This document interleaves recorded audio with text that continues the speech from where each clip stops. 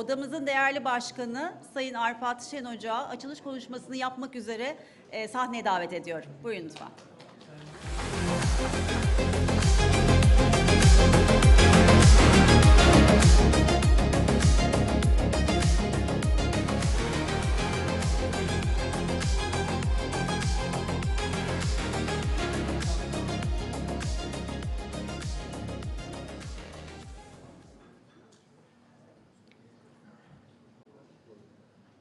Federal Councillor Guy Parmelin, Minister Professor Dr. Ömer Bolat, Excellencies, distinguished guests, it is my great pleasure to welcome you to the 19th edition of the Swiss-Turkish Economic Forum, organized this year under the theme, Building What Matters, in cooperation with the Embassy of Switzerland in Turkey, the Swiss Business Hub Turkey, Switzerland and Trade and Investment Promotion, Swissnex, and the Turkish Contractors Association.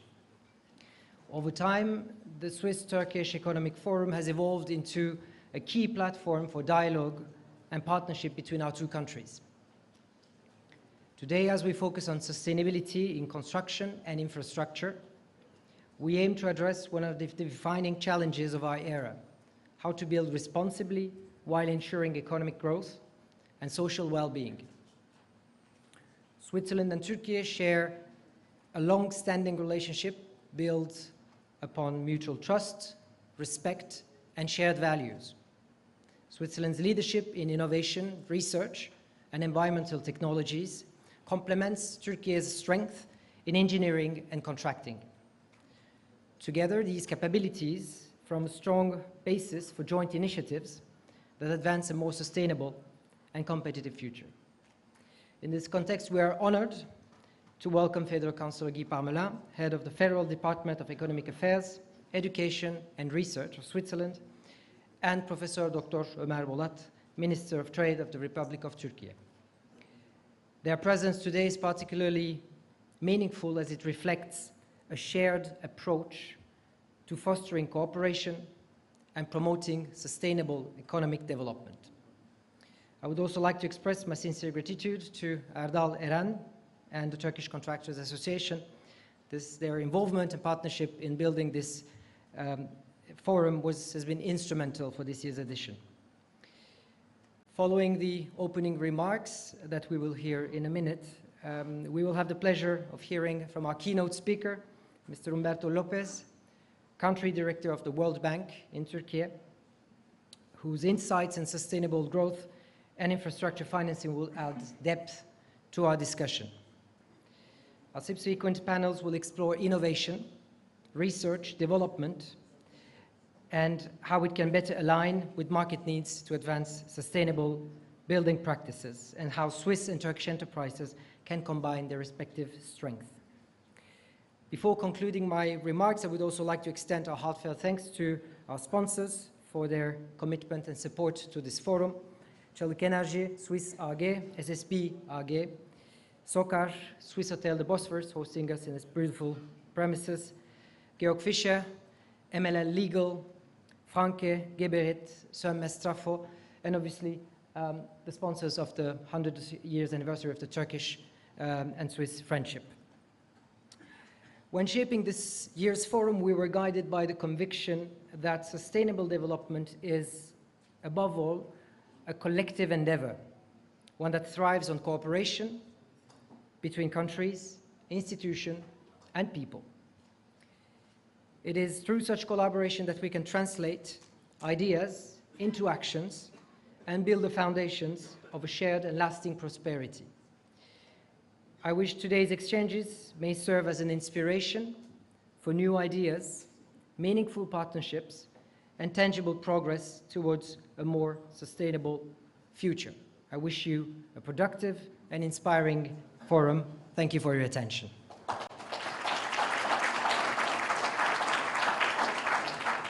Now it is my pleasure to invite Mr. Erdal Eren, President of the Turkish Contractors Association, to deliver his opening remarks.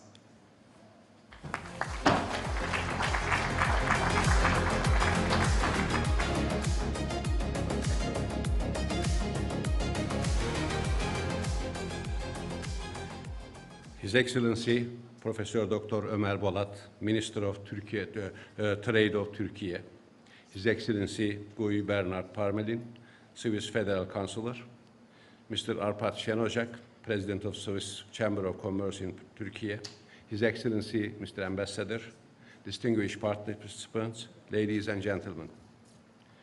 On behalf of the Turkish Contractors Association and its esteemed members, it is a great honor to welcome you all to Istanbul for the 19th Swiss-Turkish Economic Forum. I am delighted to see such a distinguished gathering of experts and visionaries from both sides coming together with a shared commitment to build a more sustainable future through collaboration. I would also like to thank the representatives of the Swiss Embassy and Swiss Chamber of Commerce in Turkey for their valuable contributions and close cooperation in making this forum possible. As we also celebrate more than a century of diplomatic and economic friendship between Turkey and Switzerland, we are reminded that our partnership is built on mutual trust, shared values, and a strong spirit of cooperation. Turkey and Switzerland share complementary strengths. As you may know, the international construction and contracting sector has been one of Turkey's globally recognized strengths for over half a century. The Turkish Contractors Association is proud to represent companies that are among the most experienced, competitive, and successful players in this field worldwide. To date, Turkish contractors have completed nearly 13,000 projects in 137 countries, with a total business volume of approximately $547 billion. Our primary markets are Eurasia, the Middle East, and Africa. Moreover, our contractors have extensive experience with a variety of financing models, including EPCF, PPP, and BOT schemes, which enhance their competitiveness in complex international projects. Having mentioned some of the key strengths of Turkish contracting companies, Swiss firms bring exceptional strengths of their own: technological innovation rooted in research excellence, precision engineering that ensures long-term reliability, and sustainable design practices that align economic progress with environmental responsibility. Before concluding, I kindly would like to emphasize that Turkish contracting companies are eager to further strengthen their collaboration with Swiss partners, not only in Turkey and Switzerland, but also especially in the third countries where our combined expertise can bring lasting value. We see great potential in forming joint ventures that merge Swiss innovation and financial capabilities with Turkish engineering capacity and international project experience. Additionally, it is also a great pleasure to witness the Memorandum of Understanding to be signed today between Türk Exim Bank and SERV, Swiss Export Risk Insurance. This important step will undoubtedly strengthen the financial foundations of our cooperation and help our companies become even more competitive and resilient in global markets. We sincerely hope that this forum will serve as a catalyst for further strengthening the bonds of partnership between Turkey and Switzerland. Thank you for your attention.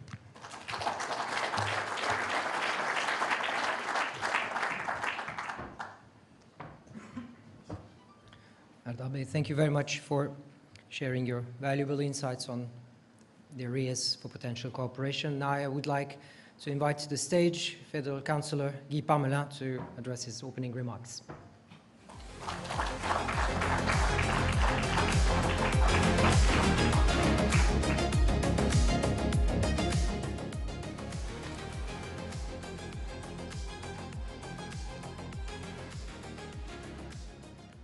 Dear Minister Bolat, Excellencies, distinguished guests from the Swiss-Turkish business community, ladies and gentlemen, it is a great honor to address you today in Istanbul, a city of immense historical significance and a key bridge between Europe and Asia.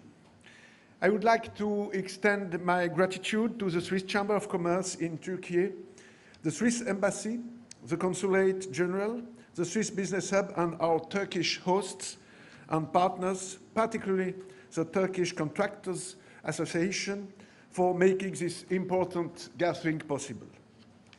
This year marks a milestone in the bilateral relations between our two countries. 100 years since the signing of the Switzerland-Turkey Friendship Treaty. Under this year's motto, innovative then, now and tomorrow, the anniversary is a moment of reflection of past achievements, but also a time to look forward, a time to ask what will define our cooperation in the next decades. If we think of our relations as a bridge, then trade and investment are the pillars underpinning our relationship. Switzerland enjoys very good bilateral economic relations with Turkey. They are based on a solid foundation of bilateral agreements.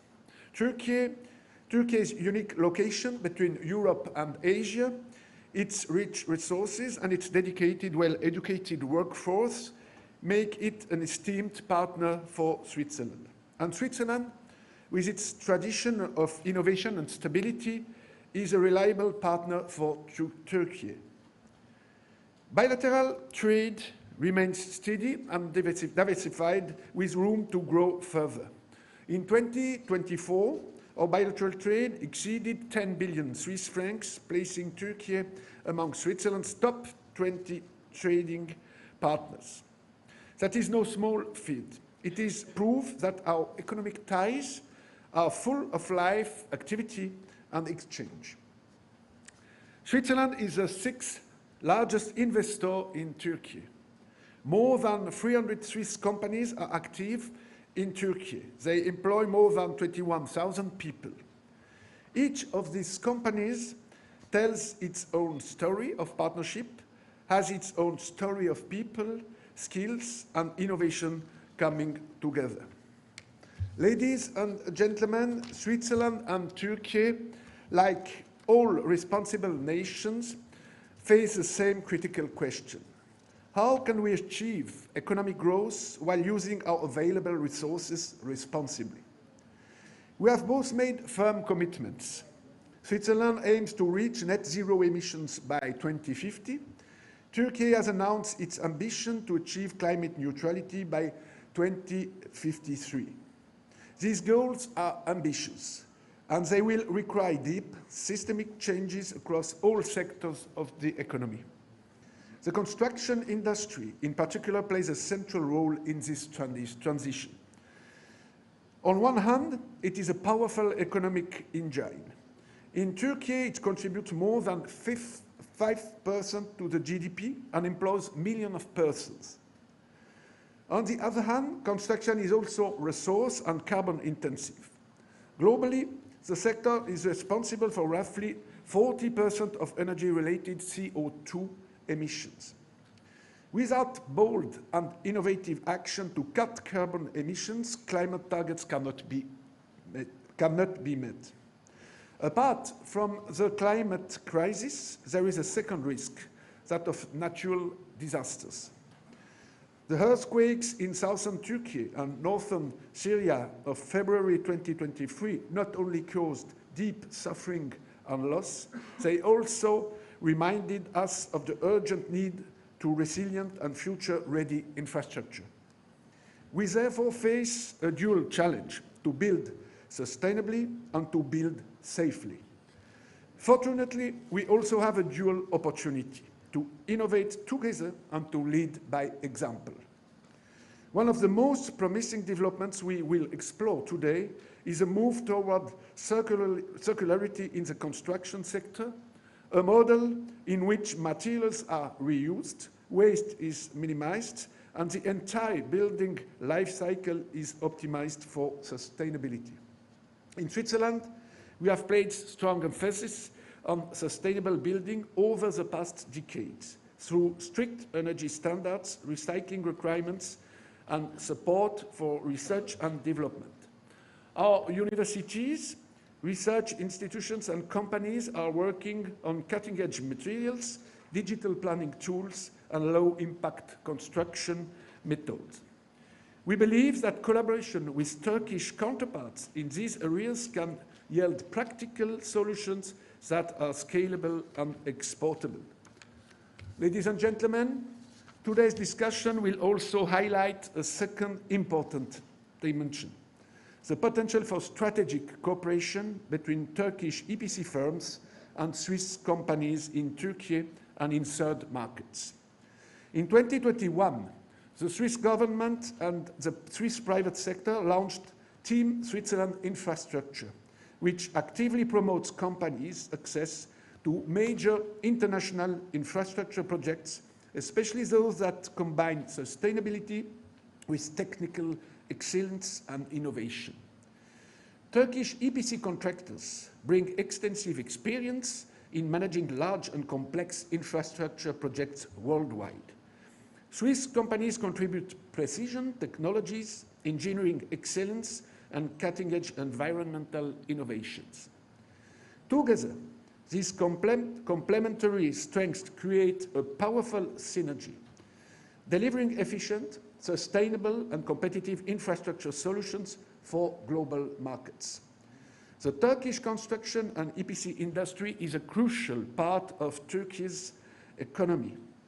I am impressed that Turkey ranks in second position for a number of EPC contractors worldwide. Based on their positive experience, Swiss companies of the infrastructure industry look forward to strengthening their cooperation with Turkish EPCs in order to jointly build innovative and sustainable infrastructure in Turkey and in other countries. In terms of financial solutions, I am proud to have the Swiss Export Risk Insurance, SURF, here today.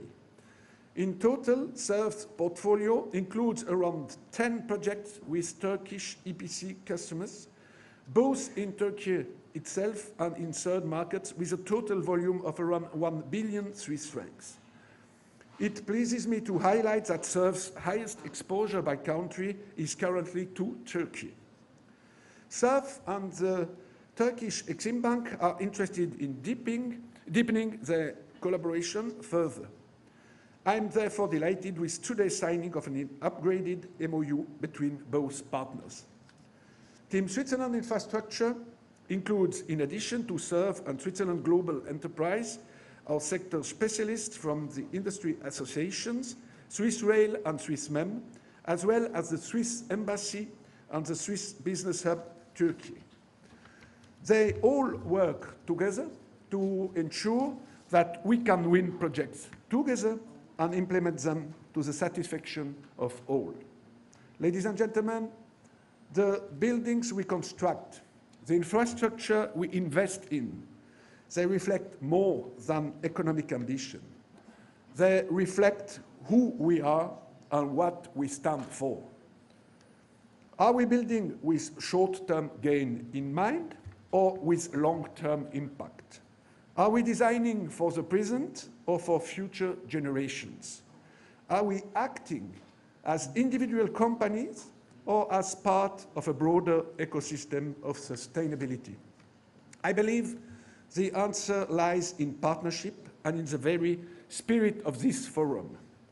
Let us use this moment, the 100th anniversary of our friendship, not just to celebrate what we have achieved, but to commit to what we must achieve together now and in the future. Thank you very much.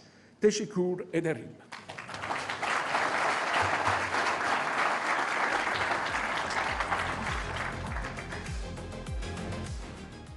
Further, Councillor, thank you very much for bringing this comprehensive view on Switzerland's expertise that can be brought into partnership with Turkey and designing the future.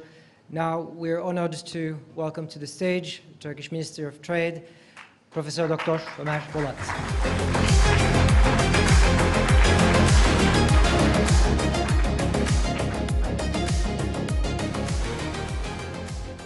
Distinguished Minister of Economic Affairs of Switzerland, Mr. Ambassador, distinguished Member of Parliament and Chairman of Turkish Switzerland Friendship Group, our Deputy Minister of Trade and distinguished Chairman of Turkish Contractors Union and Chairman of Swiss Economic Chamber, and distinguished business people, distinguished participants, and dear press corps. It's a great pleasure to welcome you all to Istanbul and to this important Turkish-Swiss Economic Forum, which will be held for the 19th time. I would like to extend my sincere thanks to Honorable Minister of Economic Affairs, Mr. Guy Bernard Parmelin, and his delegation for his kind and very fruitful visit to our country with numerous meetings with Turkish ministers and inshallah our ministry today. And we start the day with economic forum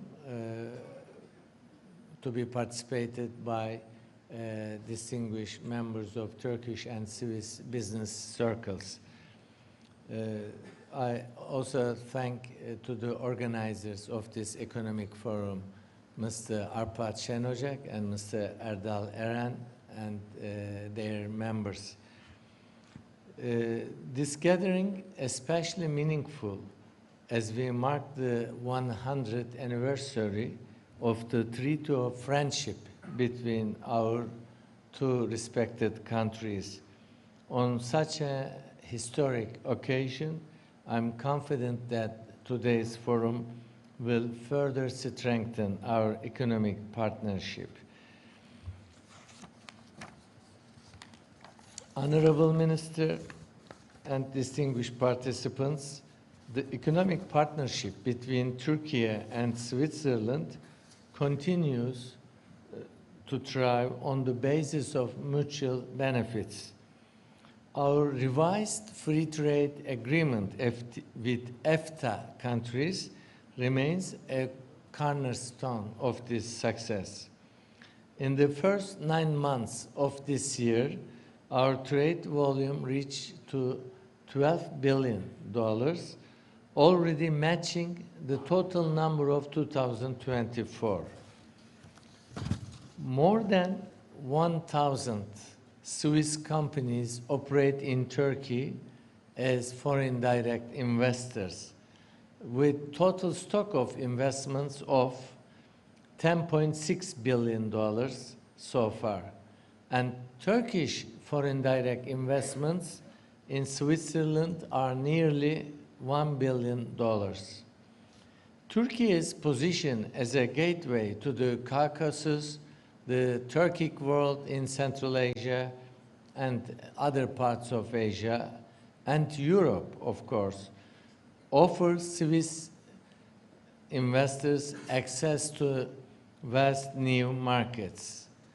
Combining the technological expertise and engineering expertise and financial capacity of Swiss companies with the international experience in manufacturing and in contracting sector, and with the proven success of Turkish contractors worldwide, will be a success story both in Switzerland and in third country markets.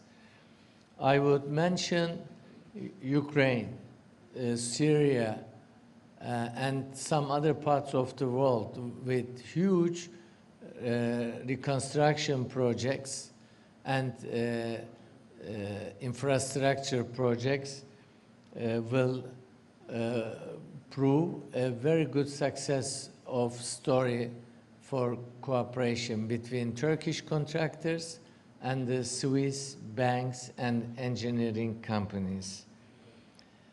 As public side, we are trying to open all the possible channels of dialogue between our countries through trade diplomacy. Hence, we signed the free trade agreement, the agreement on the promotion and protection of investments, and the agreement on the avoidance of double taxation with the Swiss government so far. The well-functioning, high-level consultation meetings are another tool for the joint efforts. The Memorandum of Understanding between the Turkish Exim Bank and Swissôtel to be signed during this forum serves for this same purpose and goal. This MOU foresees close cooperation between our institutions to explore opportunities for increasing exports to projects in third countries while also enhancing bilateral trade and investments. Turkey is ready to sign Memorandum of Understanding on cooperation in third countries on contracting services with Switzerland. Honorable Minister and distinguished representatives of the both friendly countries' business communities, we look forward to your initiatives as private sector leaders to deepen our trade and investment relationship. I invite all Swiss companies to seize these opportunities. In the meantime, I would like to give you some knowledge on Turkey's achievements in the last 23 years. Despite all global and regional challenges around our country, the Turkish economy has demonstrated remarkable resilience in recent years. As of end of 2024, Turkey ranks world's 70th largest economy and 12th biggest economy in purchasing power parity. Our GDP increased from $238 billion in the year 2002 to about $1.5 trillion this year, hopefully. We will exceed $1.5 trillion. Our annual real growth rate in this period has been 5.4% annually. Also, our foreign trade increased from $50 billion in both goods and services exports 23 years ago up to $390 billion this year in both goods and services exports. With total imports of goods and services, our foreign trade will exceed $630 billion this year, about $25 billion higher than last year's figure. And distinguished guests, also on the contracting sector, proudly I would like to inform you that our contracting sector exceeded total projects worldwide, totaling $545 billion, higher than $500 billion in 137 countries, with more than 12,600 projects. Most of them have already been accomplished and delivered to the host countries.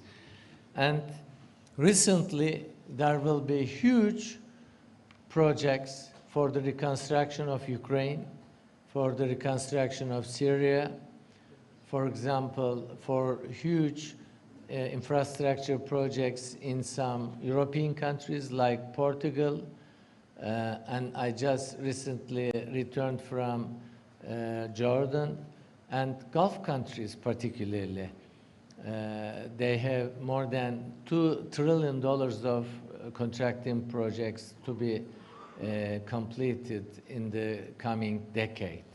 So Turkish contractors immense expertise, high quality performance, and the Swiss companies, banks' financial capability can be combined for the new projects to be won and completed together. This will pave way for a huge economic benefit for both countries. And this year we are celebrating 100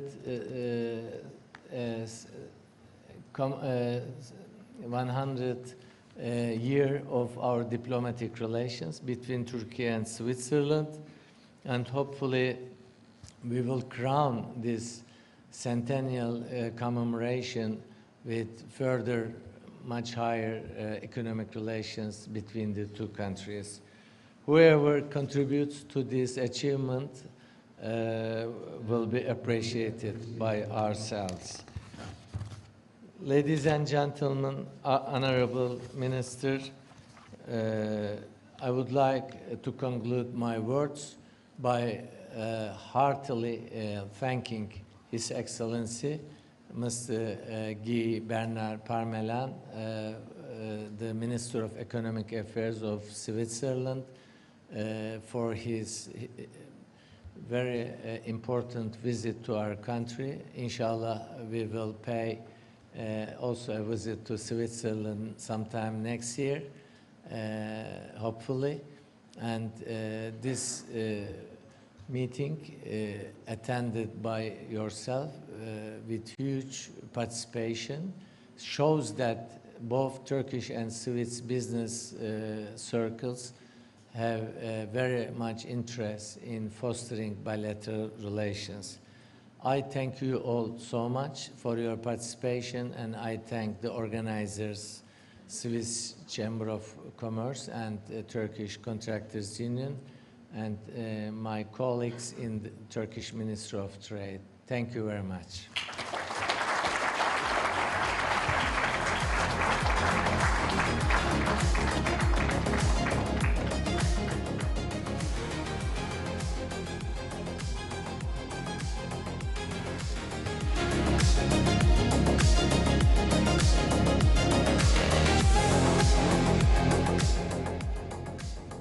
Ticaret Bakanımız Sayın Profesör Doktor Ömer Bolat'a değerli konuşmaları ve bugün bizlerle olarak forumumuzu onurlandırdığı için teşekkürlerimizi sunarız.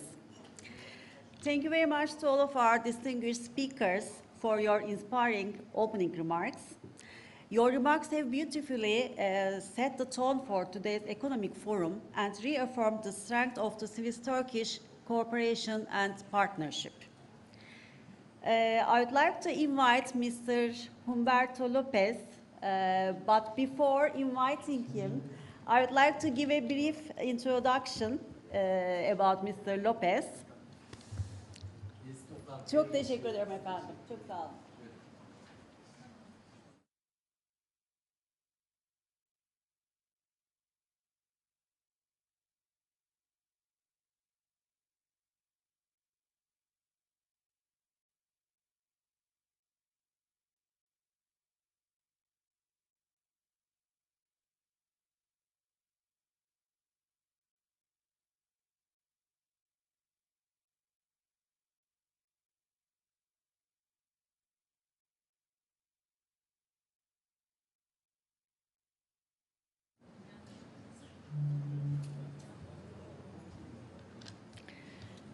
Yes, I would like to give a brief introduction about Mr. Humberto Lopez.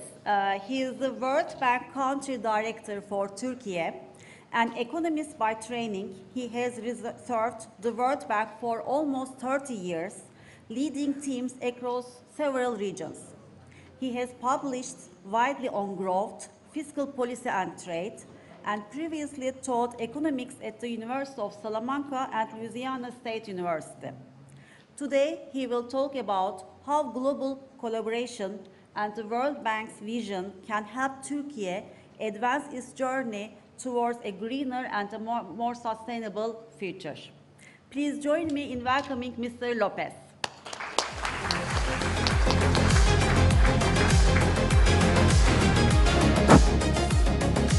Good morning, everybody.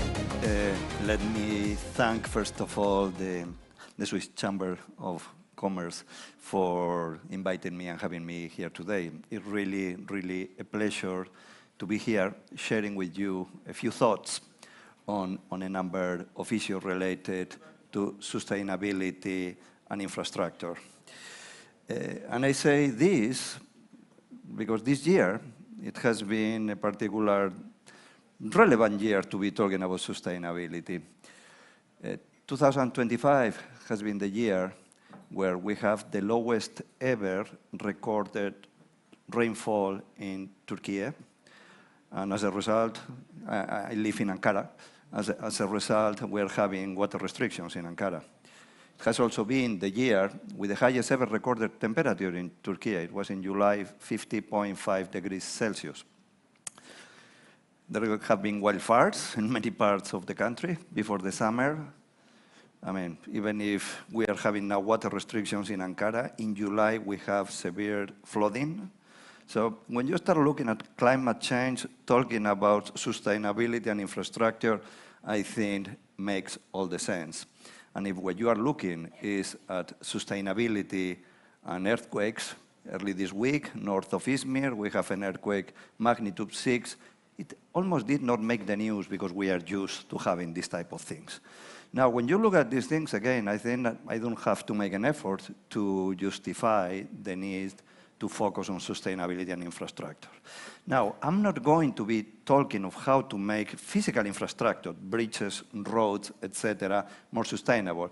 I'm pretty sure that there are constructors here, civil engineers that know much more than me, and an economist by training. But I want to give you a couple of numbers that will allow me to extend a little bit the concept of sustainability. The first one is the required investment needs that Turkey will need to face the challenges associated to climate change. And this is mainly investment in infrastructure. And it is $1 trillion, with T, $1 trillion. So we're talking about big money here. The second is when you look at the needs to retrofit buildings and houses in Turkey that are not compliant with the new earthquake resilient regulation that was introduced in 2000. And the needs for that is also $1 trillion. So you add 1 trillion plus the regular needs of the country, and you are talking about 150% of last year's GDP. So we are talking about really, really big numbers here. Just for the record, investment in infrastructure in Turkey over the past 5 years, I'm going to discount the investment in the earthquake for reconstruction, but before the earthquake, it was around $20 billion per year. For the next 5 years, the government plans to invest around $40 billion. Now compare the 20, 40, 30, whatever you want to put, even $50 billion with the $2 trillion that I was telling you before. So the orders of magnitude are dramatically different. And in that sense, is when you have to question, what type of sustainability are you talking about? Because here we are talking about the environmental sustainability I was telling you before that is much needed. But in order to be able to implement that environmental sustainability, you need to have economic sustainability. You need to have an economy that is growing and is growing fast and generating the appropriate resources to finance this. And you need to do it also with social sustainability. We're not talking here about 1 year, about making 1 year effort or 2 years effort. What we are talking is here about a multi-year effort, multi-billion-dollar effort, multi-sectoral effort. When you bring all this together, clearly you need to ensure that you have social sustainability. And this is what I will be talking about a little bit of the economic sustainability, social sustainability, and environmental sustainability. Now let me start with the good news. The good news is that in many countries, when the World Bank is looking at economic sustainability, the first thing that we start telling them is that you have to change what you are doing because you are not growing enough. And so you have to move from this level to this other level to be able to generate resources. This is not the case in Turkey. What you have in these charts show the evolution of per capita income in Turkey over the first quarter of this century. This is the black line. And it compares with a different set of countries, with the world, the blue line, the Eurozone, the orange, the G7, green, developing countries in purple. And what you are seeing there is that Turkey has done much, much better than the other countries. On average, growth in Turkey, not per capita, but overall growth in Turkey over the first quarter of this century was above 5% per year. This is brutal, and this is what it makes a country rich. It's not 1 year at very high growth rates, it's not a couple of years at relatively good rates, but it makes you move from low-income country to high-income country is the ability to grow sustainable over many years. And what you have here is the evolution, the black line. This is per capita GNI, gross national income in Turkey, and it compares with the blue line. This is what we use in the World Bank to classify countries as high-income countries, middle-income countries, and with another line, low-income countries. If you see where Turkey is and where we are expecting it to be in 2025, this year, at the end of the year, more likely than not, I will hedge what I'm saying here, but more likely than not, Turkey is going to become a high-income country. And this is excellent news. Again, I think that where we are puts us in a good position. This is a country that has been growing, that has the capacity where things are going in the right direction. And I want to be very emphatic on that. All the basis is there. At the same time, if somebody says, okay, next, this is check, I will say, not yet. I don't know whether we have economists here or some of you who follows who got the Nobel Prize in Economics this year. It was Philippa Guion, Howick, and Mokir. And what they were telling in their careers that the trick to have sustainable growth over the years is productivity. It's not just adding population, it's not just adding physical investment, it's to have high productivity. And this is extremely important because that makes the difference over time. And when you look at where we are in Turkey, there are a couple of things that we need to pay attention to. In these bars, what you have is total factor productivity in the mid-90s to the early 2000s, then another 10 years until the mid-2010s, and then the last 10 years. And what this is telling us is how much growth you would have had in the country if the capital stock would have been fixed and the number of workers would have been fixed. And what you have is in this part, without investment, you would have had significant investment, a significant growth, 2.5%. Here is still 1.5%. But when we go to the last year, this is coming down. And this is worrisome. Because even if you have positive growth, we're expecting this year growth to be between 3.5, more or less. If we had been in that situation with this productivity growth, this means that we could have had growth about 4 percentage points above of where we are. It's difficult to basically explain why we are observing this. There are several reasons. I'm going to put some hypotheses. My gut feeling is that it's a combination of things. One of them is when you start thinking about the type of innovation that you need in different levels of your development is different. When you are upper middle income country, a simple middle income country, what you may need is just adaptation. I borrow from what other countries do, and the techniques that they are using for production can be enough for me to be more productive. But as you are becoming high-income country, you have to change gears. It's not borrowing. You have already borrowed everything that you could borrow. What you need is to start innovating. And that is clearly something that may need to start changing. How we are going to support pure innovation in Turkey. How we are going to be moving from producing goods with a certain level of technology to higher level of technology. Let me tell you, in the mid-1990s, around 80% of the production in Turkey was basically devoted to low productivity goods. This decline until 60%. This is good news because the decline means the high and medium high productivity goods were increasing until 60%, I was saying, in the mid-2010s, and then it has been flat. So the technology gains that we have on this part of the time period, in this time period, disappear on this time period, and clearly this shows here. So this is something that how we are going to potentiate that is important.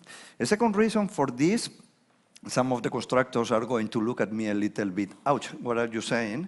Is that perhaps at a certain moment there was some overinvestment in residential housing. Because residential housing is very good for growth. It's fantastic.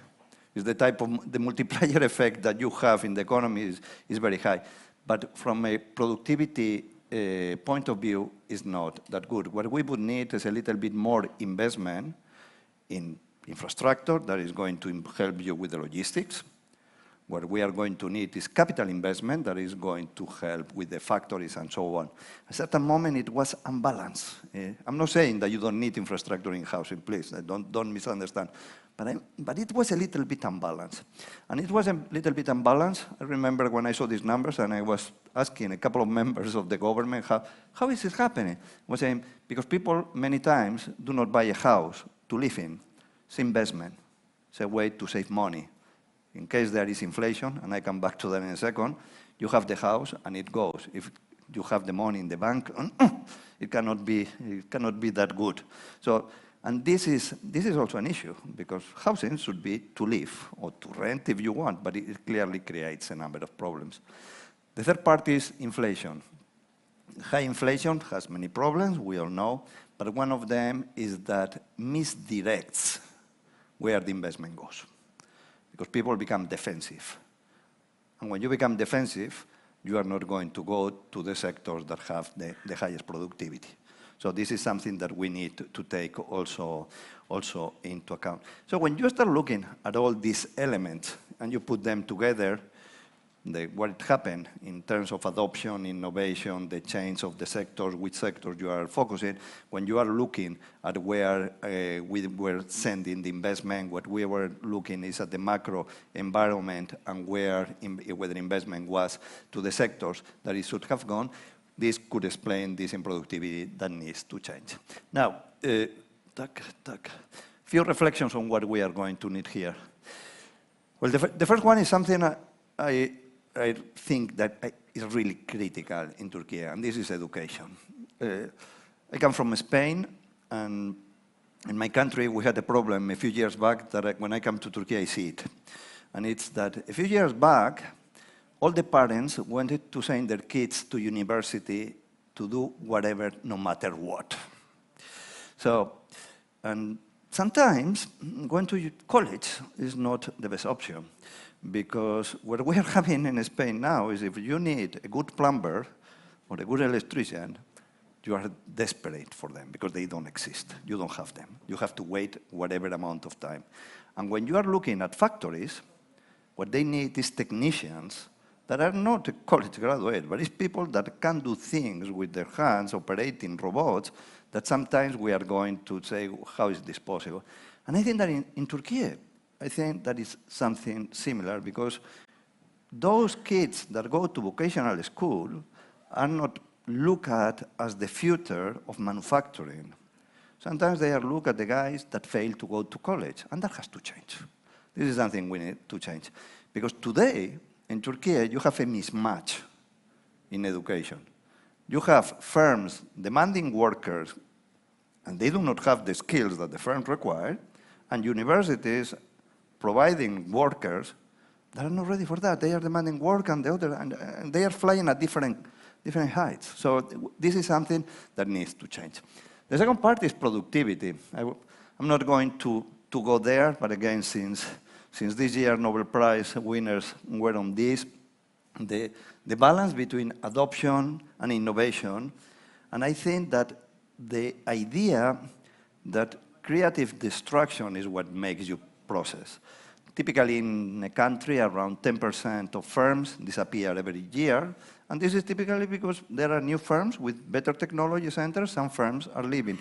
When those that are insiders, those that are already in the system, try to prevent firms from entering the market so that they don't kick me out, and this happens in every country, you have a problem because it's very difficult to make progress on the productivity front. And for Turkey, now that I was saying is moving to high income status, this is going to be increasingly more important. So that was my second point. Second is macro stability, high inflation. I think that is critical, is what I was saying before. And somebody is going to tell me, okay, yeah, but when you are saying this thing, you are forgetting that the monetary policy that you need to implement to reduce inflation requires high interest rates, tight monetary policy, typically tight fiscal policy. That's right. And I know it's painful, really. I know it. But I always say the same. The alternative is even worse. So I think that we need to put our hands and our heads together, because reducing inflation is difficult and it's painful. Not reducing inflation is going to be more difficult and more painful. So we need to bring this to the table. And the final point is, I put this because typically when economists tend to talk about productivity, growth, we talk in abstract. In the case of Turkey, there are a couple of things that the country is working on, that the government is pushing, that I think have the potential to reshape the face of the country.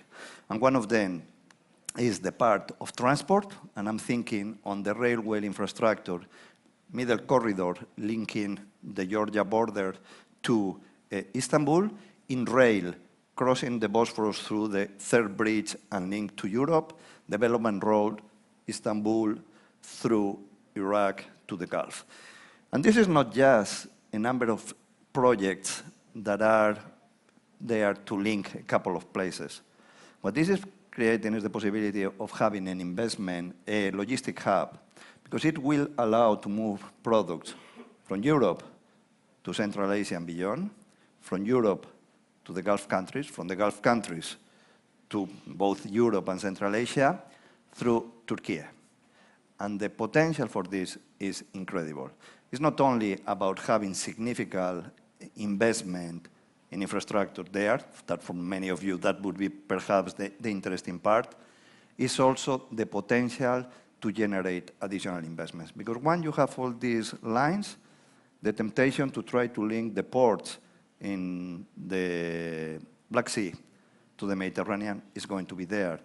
All these things will appear there and generate a potential for further infrastructure and manufacturing investment, because this is going to be reducing the logistics cost in the country. And the second part is the renewable energy. Turkey has the most ambitious plan in renewables that we have seen in the world, other than China and India, but the size of China and India clearly is different. And the plan to install 100 gigawatts of renewables over the next 10 years is extremely important. And what this is doing, somebody is going to say, okay, climate change again. I'm not talking about climate change again here. What I'm talking is about the possibility to develop new industries. Because by having these investments, particularly on wind and offshore wind, we are developing new industries in Turkey that are now exporting the equipment that you need for that. We are talking about higher productivity because the cost of wind and solar in Turkey now is cheaper than coal. It's better to produce with renewables than with fossil fuels. It's more economic, the price of a kilowatt. And when you are looking on all these elements together, what you can see is that there is the potential to link this type of infrastructure investments in renewable energy, this type of infrastructure investments in transport, in big transport projects, and link this to growth. And the story of growth, of sustainable growth, and sustainable infrastructure there goes together. Let me move quickly to social infrastructure. What you have here is, I took this measure. I could have taken many other measures to look at the idea of how the social dimension is captured, but what we have seen in Turkey. And what you see is that in the 2005, 2007, the poverty rate in Turkey was around 30%. You look at where we are today, it's around 4%. This is dramatic. How the country has been able to bring together high growth and at the very same time, significant reductions in poverty. This is extremely important. I think, once again, needs to be recognized. And you can see it. I mean, when I came to Turkey to work the first time in 2022, and they were telling me that it wasn't a per middle-income country, and I was working through the streets in Istanbul, and I was like, well, maybe an upper middle-income country. It gives me the idea of a high-income country to me. It doesn't look an upper. Then you go to other parts of the country, and Anatolia, et cetera, it's a little bit different. But again, you see the standard of living of the population, and this is reflected here. The numbers of poverty have been collapsing over the years, and this is very good news. Again, but not that easy. There is a couple of things that we need to take into account. This is the evolution of inequality. This is the Gini coefficient. This is a number that we use, economists, to look at inequality. When this number goes down, this means that inequality is declining.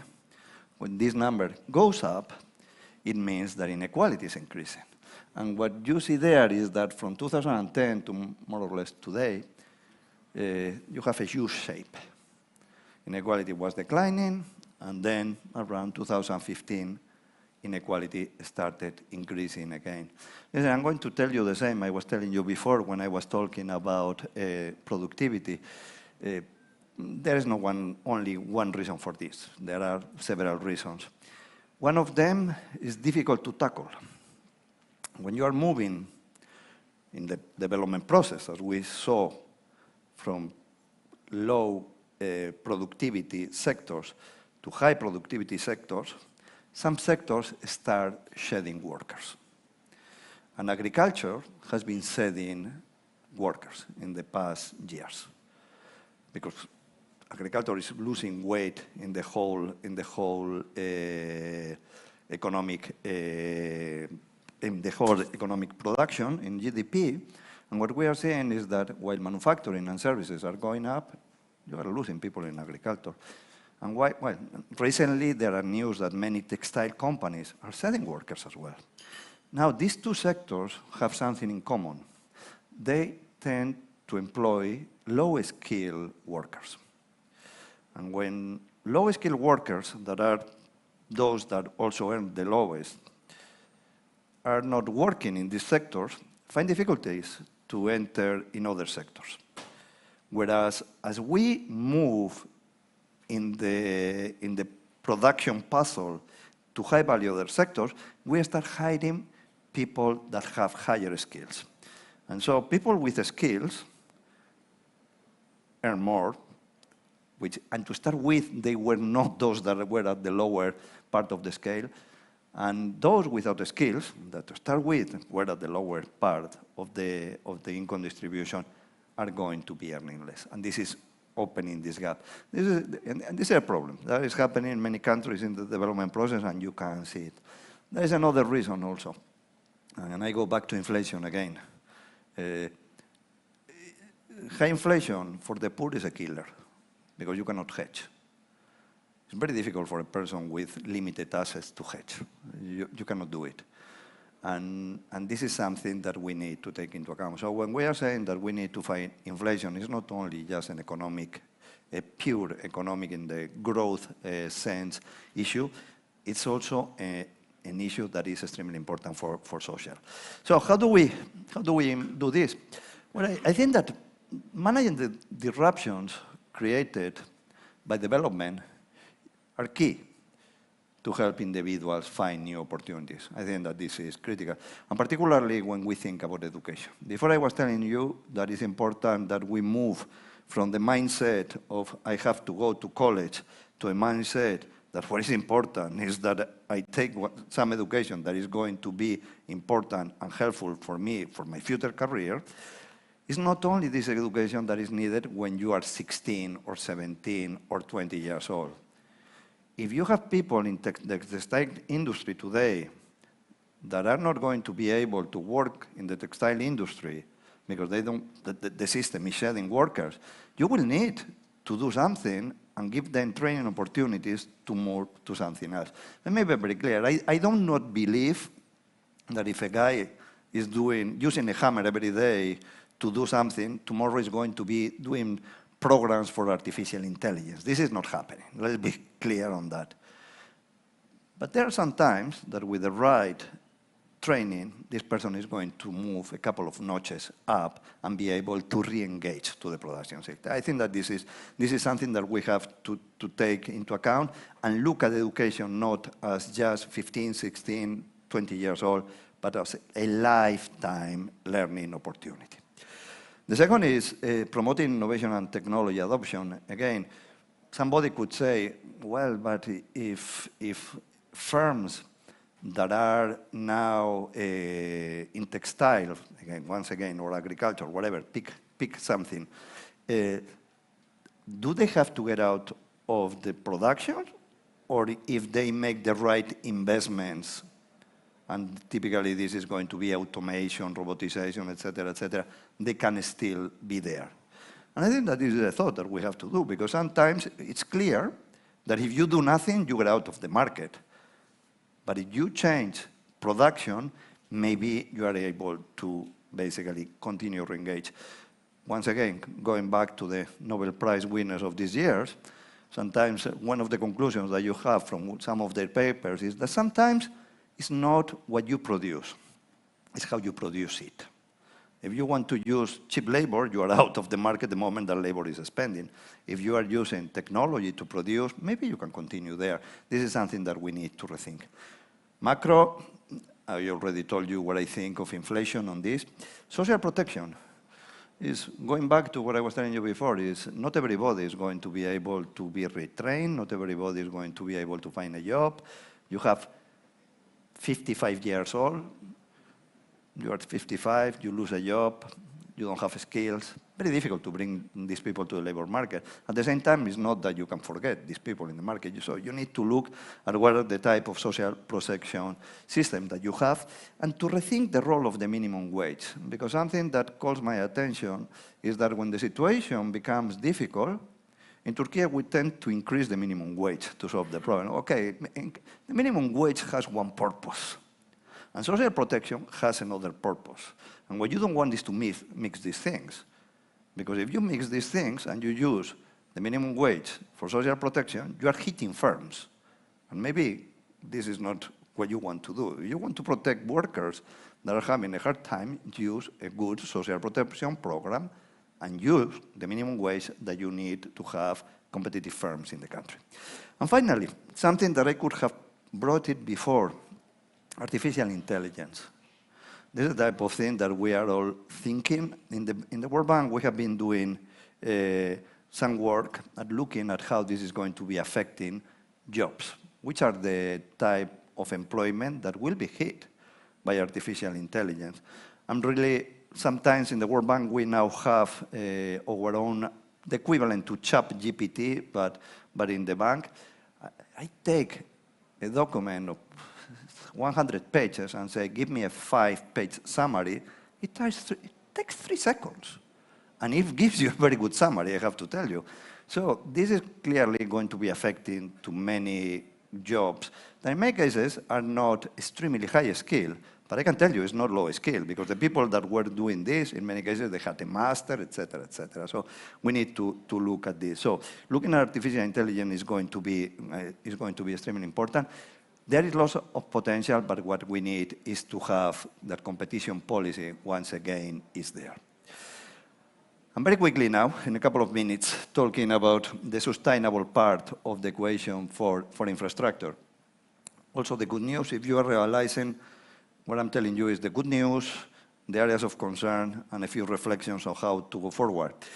If you look at the Turkish building code of 2018, this is one of the most advanced that we have seen globally. And this is very good news. I mean, it's something that we need to have very present. If we look at the national climate change strategy, it's also very good, a net zero strategy. In Turkey, this is excellent. And if you look at the effort that the country is making to move from fossil to renewables, it's also quite important. You have there the number of households and where they are, and more or less, almost 50% are living in houses after 2001 that already had new building codes. So all these things are excellent. But when you look at these charts, you create a little bit, you also feel a little bit of unease. That one is quite standard. I'm pretty sure that you have seen this many years, many times. There's the chart that puts you the earthquake. The red is not good, basically, there, because this is about earthquake risk. But if you look at this one, what this is telling you is the number of extreme events in Turkey that you have per year. And what you are seeing is how, since 2000 more or less, this has been increasing and increasing and increasing. And this is not 1 year or 2 years. This is related to what I was telling you before, that when you are thinking on some of the issues related to climate change, it's not about what is going to happen to us in 20 years from now. It's about what is happening to us already now. And just my final slide, I'm a little bit over time. Listen, I think that going back to where I started, if we're going to need $2 trillion in infrastructure, whether it's for earthquake retrofitting, whether it is for climate change adaptation and mitigation, we need to start thinking of what are the appropriate financing mechanisms that we are going to have. Because forget about the public sector being able to finance all this. It ain't happening. Forget about the IFIs, international organizations, chipping $2 trillion. It doesn't happen. I mean, the World Bank lends to the whole world around 100 billion per year. So just to put things in context. So we need to start thinking. And I think that there what is going to be critical is the partnership between public and private. And there are many options. PPPs, public-private partnerships is one, but there are many options that one can consider. But what is important is to bring both of them. I think that there is also something that we need to rethink. When I was telling you the needs that we have for retrofitting housing, in many cases, this is about the private sector. This is about a household. This is a family. And in many cases, this is a family living in a building with 5 other families. How do you ensure that you have the vehicles to be able to coordinate different actors to make investments that are quite significant? I think that this is something that we need to put on the table, because otherwise we are talking pie in the sky here. If we don't find ways to basically support investment at that level, will be a problem. Adaptation policies. Until recently, when we were talking about adaptation, it was insurance. Firms, households, countries did not want to invest in climate change adaptation because it was, you know, who knows? Maybe you guys are wrong with climate change trends, etc. Okay, no, it's already here. It's very hot, it's very dry, we have a problem, we need to do something. Whatever. I don't know what is the worst case scenario. The worst case scenario, I tell you that the temperature is 50 degrees Celsius. There is no way to work unless you have AC, good isolation systems, etc. And if you don't have water, we have also a problem. No? So I think that we need to look at that. Construction side, we need to ensure that building codes are respected. And this is critical. The building codes, I know, the price of construction increase when you have a strict building codes, but it's something that we need to put there. And finally, I think that taking into account the significant private investment needs, we need to cultivate an attractive investment climate. We need to do the best for the private sector to invest and to invest a lot, because at the end of the day, together with productivity, this is what is going to make the difference. Two things that I would like you, I just finished, I don't have any other slide. Two things I would like you to remember of all of this. Turkey is going in the right direction. In terms of growth, where you saw country becoming high-income country probably this year. In terms of the social dimension, poverty declining, and poverty, again, you can put the middle class, you can put many things, but overall, significant gains. And in terms of environmental sustainability, big progress when you are considering what is happening both on the climate change front and on the earthquake resilient front. And this, you have to take it. And you have to be proud of it, because this is you, this is your country. At the very same time, I think it's important also to reflect what we need to do to continue making progress. And what it brought you here is not going to take you there. This is something we have to learn as well. You did this to become high income. Okay, now that you are high income, maybe you need to change gears a little bit to do something different. I was talking to you before about productivity, I was talking about the social dimension, etc. I think that you have to put that on the table. And hopefully, in a few years, we are not talking about crossing just the income threshold. What we are talking is about being a very high income country. Thank you very much.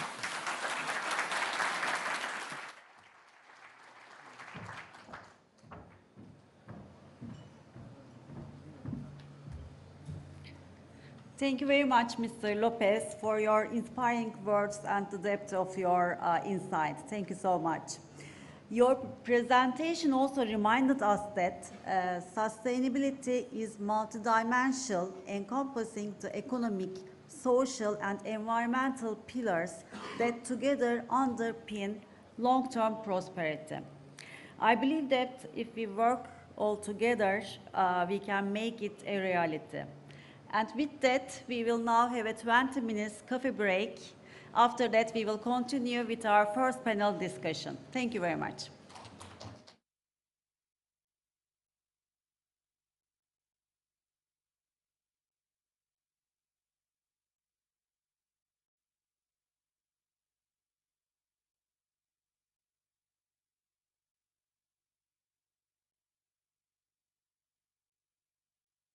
Welcome back, everyone. I hope you had a refreshing break with, of course, coffee and tasty treats.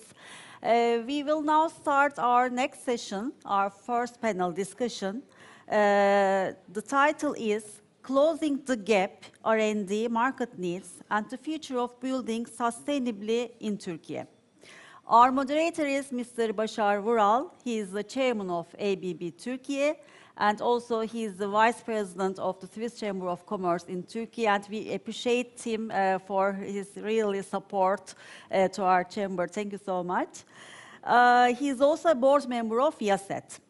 He has been with ABB since 2007, serving in key leadership positions both in Turkey and Switzerland. With his strong background in finance, technology, and management, he will lead today's discussion. I leave the floor to you, Bashar Bey, and I wish you a successful and engaging panel discussion. Thank you. Thank you, Eda Hanım. Distinguished guests, first of all, welcome. I am very excited to see you here because this panel is very, I think, with visuals and with my distinguished guests, it will be very interesting panel as I can imagine. First of all, I want to thank Humberto Lopez for his very impactful presentation, and this gives us really good insights and courage to change everything. Why I am talking about courage? Because every week almost I am attending some panels in Turkey which very high crowded audience, generally about sustainability and now much more about circular economy. And this attendance and the intelligence level really encourage me for the future. And we are, I think, here as ambassadors of this change about circular economy, because I think that after industrial revolution, this is another type of evolution in our life. Now we will do the things different. What I am trying to talk about, I think up to now we have invented almost everything. Now there are very plenty of things to be invented maybe, but now we are reinventing what we are invented. Because that's the main need. How we will do that? First, we will do that with our collaboration between the communities, countries, scientists, and especially the business people. And on the other hand, our main goal will be to have to live in a better world, because from the very beginning, maybe from the Industrial Revolution, we produce. Our aim was to produce and produce much more. Then we throw what we have produced to somewhere. Then we try to minimize what we have trashed these things. Now we understood that there is not much more places to throw what we have produced. So we have to talk about now sustainability and circular economy. And today, particularly, we will talk about how we will share the information, because the information sharing is the main pillar of how we will live and produce in the future. And today we will talk about closing the gap, especially for construction and infrastructure. As Turkey, we are in a very advantageous situation because due to our construction abilities, strong EPCs, and geographic location, but we need maybe much more leverage our industrial knowledge with research and development. And also now I want to introduce my distinguished panel partners, Reto Largo, Managing Director, Nest at EMPA, and Philip Hunziker, Vice President, Research and Development Services, Omnia International AG, and Mr. Professor Dr. Mustafa Şahmaran from Hacettepe University, and Ms. Demet Demirer, Chair Construction 50 Working Group. Welcome. And I want to start with Mr. Reto Largo. Nest is a pioneering model in Switzerland that brings R&D into a real-world application environment. How did you build an ecosystem at Nest to accelerate the commercialization and adaptation of sustainable construction technologies? Is it possible to implement this also in Turkey? I think that's the most important question. I mean, answering the last question, yes, because you have all the pieces together.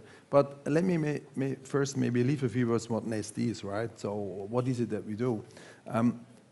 At Nest, we're tackling the challenge that many new technologies, solutions that are available or in the innovation pipeline of the industry or in the research pipeline of the researchers, they just don't go into the market. They don't go through this valley of death. And we said, okay, how can we address this? And we said, okay, to address this, we need to deliver, oh, thanks, yeah, you see now the Nest up there, we need to deliver a risk-allowing environment where new technologies, solutions, concepts can be validated, tested, and be demonstrated to potential customers. So we have over 10,000 visitors a year, mainly investors, architects, they come on site and we showcase what can be done. We plug in apartments and offices into this structure where people live and work in. So I have residents living at the Nest, and those units showcase how you can tackle the most important challenges we have. So let's say we have built in a unit, a living unit that's already 96% circular. So we were addressing the most urgent questions, say, oh, how can this be done in reality? How can this be done? And the big difference from a conventional building project to Nest is that we can fail. And that's a very important thing for innovation. In a conventional building project, you cannot fail at all because you get a problem. But in here, if we fail, we just do it again. So we're working on circular construction, we're working on building materials, like with great partners like Omia, showcasing that slab construction can be done with 60% less concrete and 90% less steel, and so on. Now, you were asking a little bit also what's our business model. Our model is really to set up ecosystems. We work with over 150 partners of research, industry, and the public that work together. Because I think innovating now in the sustainable space is much different than before, because we need to work together on the whole supply chain. And also sometimes we don't know the answer. So we have to find ways in our ecosystem that we can work together, that we can have a dialogue at a neutral place like Nest in a trusted environment to learn with each other. And we started very small, so we started especially out of the small ecosystem, especially out of academia. That's already existing relationship academia has with industry, and we started building up this ecosystem from the very active player that we have in Switzerland. We are asking, can this be done in Turkey? Yes, it can. Because you have all the ingredients. You have great academic players. You have already good existing connections. You have a dynamic industry. You have a growing market.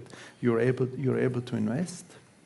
And with all those ingredients, you can set up ecosystems. But it's really a mindset change. If you would ask me, how would I set up an ecosystem, I could tell you how we did things. But something that's really important is just start it with a different mindset in mind. Start it with the mindset that you need to install a learning community. And I think this is all what you have right now. Starting. My advice is put something in very visual, where you have a physical reality, where people can see what you do, what this ecosystem is doing. Thank you. I think the keywords will be ecosystem and strategy, from what I understand. And Philip, what innovation strategies does Omio follow in the process of developing sustainable building materials? Yeah, thank you for the question. Maybe let me start explaining a little bit what Omia is doing after all. And by the way, sorry for my voice. When I left Switzerland, it was snowing in the Alps, and when I arrived here, I felt that I can wear a T-shirt, probably not the best idea, but I tried to survive. So let's go back to Omia. Omia is manufacturing industrial minerals and distributing specialty chemicals. And what is called the construction sector is one of the most important business areas of Omia globally. And when we, just to make this a little bit more practical, when we talk about construction, what we mean, it's paints and coatings, it's mortars, it's adhesive and sealants, it's concrete, but it's also plastics products. So when I look into a room, I see our products everywhere. But because it's such an important part of our business, and because we are doing it globally, we try to really follow very, very, very closely what's happening in these industries on a global scale. And obviously, I do this from a more technical and R&D perspective. And what we see on a global scale is, and some of that has been mentioned before, but there is particularly two trends that influence a lot what we are doing. And we call this, the one aspect is material scarcity or material availability. Senor Lopez talked about the water here, right? And so sometimes you just have not enough, sometimes you have too much. So material availability is one of the drivers. Another driver in the construction industry is what we call societal pressure. That might come in the form of regulatory activities in the different countries. It might also come from public activities. Now, obviously that's very high level, right? But in these two factors, we try to identify risk and opportunities for us as a company, and we find them when combining these trends with our strengths, or what we think is our strengths. Obviously, the magnitude and the flavor of material availability and also of societal pressure is very different in different parts of the world. We would say that we have maps. When you are active in areas where there's no regulatory pressure and materials available in plenty enough, maybe that's not a very good ground for innovation, right? Because the incentive system is not there. So we try to align that with our local teams. For example, with our team here in Turkey, where we have 3 different production sites since 1990. So that's a part of our strategy, how we develop R&D. Right now, our focus areas, obviously in the construction area, are topics like decarbonization of building materials. We spend a lot of efforts there.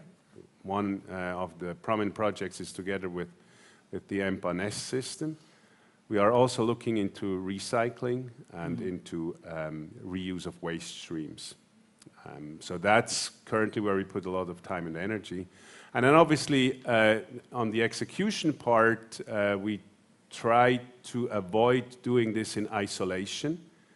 We are a big fan of what nowadays is called co-creation, many times with customers or with other partners of the value chain, but then also obviously with academic institutions and more also with startup communities. So that's somehow how we define this overall strategy for the construction sector in OMIA. I think collaboration and material scarcity is the main pillars that you have talked about. And these are the key message that I received from you. And now I will switch to Turkish. Mustafa Bey, Türkiye'de sürdürülebilir inşaat ve döngüsel ekonomi açısından hangi noktada bulunuyoruz sizce? Evet, teşekkür ederim.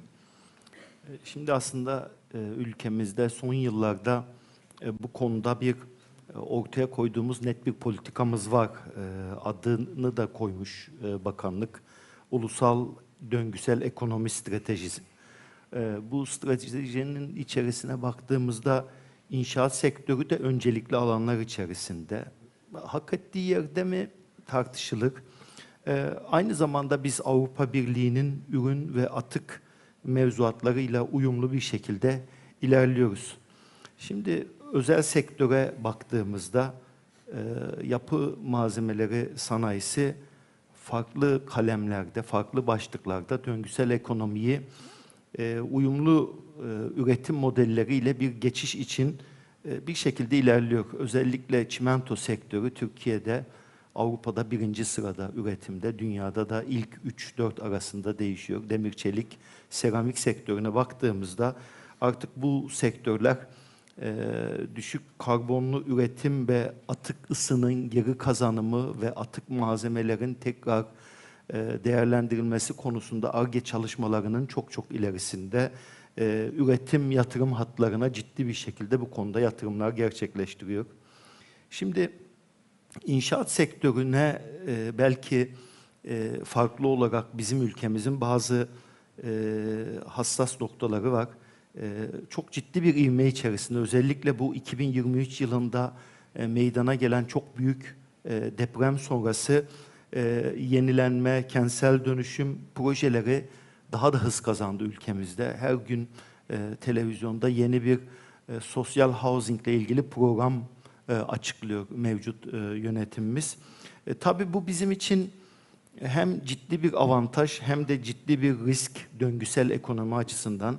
Biz belki bu yeni inşaat teknolojisinde yapılan gelişmeleri döngüsel çözümlerde ölçeklendirebiliriz. Ama bir taraftan eğer bu olayı biz doğru yönetmezsek devasal bir miktarda atık ve emisyonlara sebep olabiliriz. Bu da bizim için çok kritik bir olay. Tabii bir de ülkemizde yerel yönetim ayağı var bu olayın. Özellikle ülkemizde bu son depremler ve kentsel dönüşüm sonucunda çok ciddi atıklar açığa çıkmaya başladı. Belki biraz sonraki konularda bunlara da değiniriz. Bazı belediyeler geri kazanım tesislerinin kurulması ve bu geri kazanım tesislerine altyapı olacak işte yapı bilgi modellemesi tabanlı bir takım malzeme envanter sistemlerinin geliştirilmesiyle ilgili çözüm önerilerinde çalışıyor. Ancak yeterli mi? Çok yeterli bir seviyede değil. Bir de ülkemizde bu konuda bazı son yıllarda girişimler oldu. Bunlardan en üst düzeyde desteklenen bir sıfır atık girişimi gerçekten çok ciddi bir şekilde farkındalığı ülkemizde arttırdı diyebiliriz bu sıfır atık. Ancak uygulamada hala boşluklar yok mu? Var. Özellikle atıkların takibi ya da ikincil malzeme pazarları ya da denetim tarafında açıklar var. Tüm dünyada da böyle oluyor. Önce politikalar gelişiyor, sonra arkasından uygulamalar ilerliyor. Umarım bu inşaat sektöründe de bu girişim çok daha etkin bir durumda değil ancak yakın bir zamanda bu sektörde de ilerlemeler kaydedebiliriz. Yine ülkemizde son zamanlarda ulusal yeşil bina sertifikasyonu bulunmakta. Bunun üzerine çok ciddi çalışmalar yapıyor. Kim yapıyor? Çevre Şehircilik ve İklim Değişikliği Bakanlığı tarafından bu konuda özellikle kaynakların korunması veya binalarda kullanılan malzemelerde gömülü karbon veya enerji verimliliği ile ilgili bir takım derecelendirme üzerine çalışmalar yapılıyor. Şimdi bu Türkiye'deki tüm dünyada var olan yeşil bina sertifikası ülkemizde de var olması çok güzel. Bunların zamanla daha da yaygınlaşacağını görüyoruz.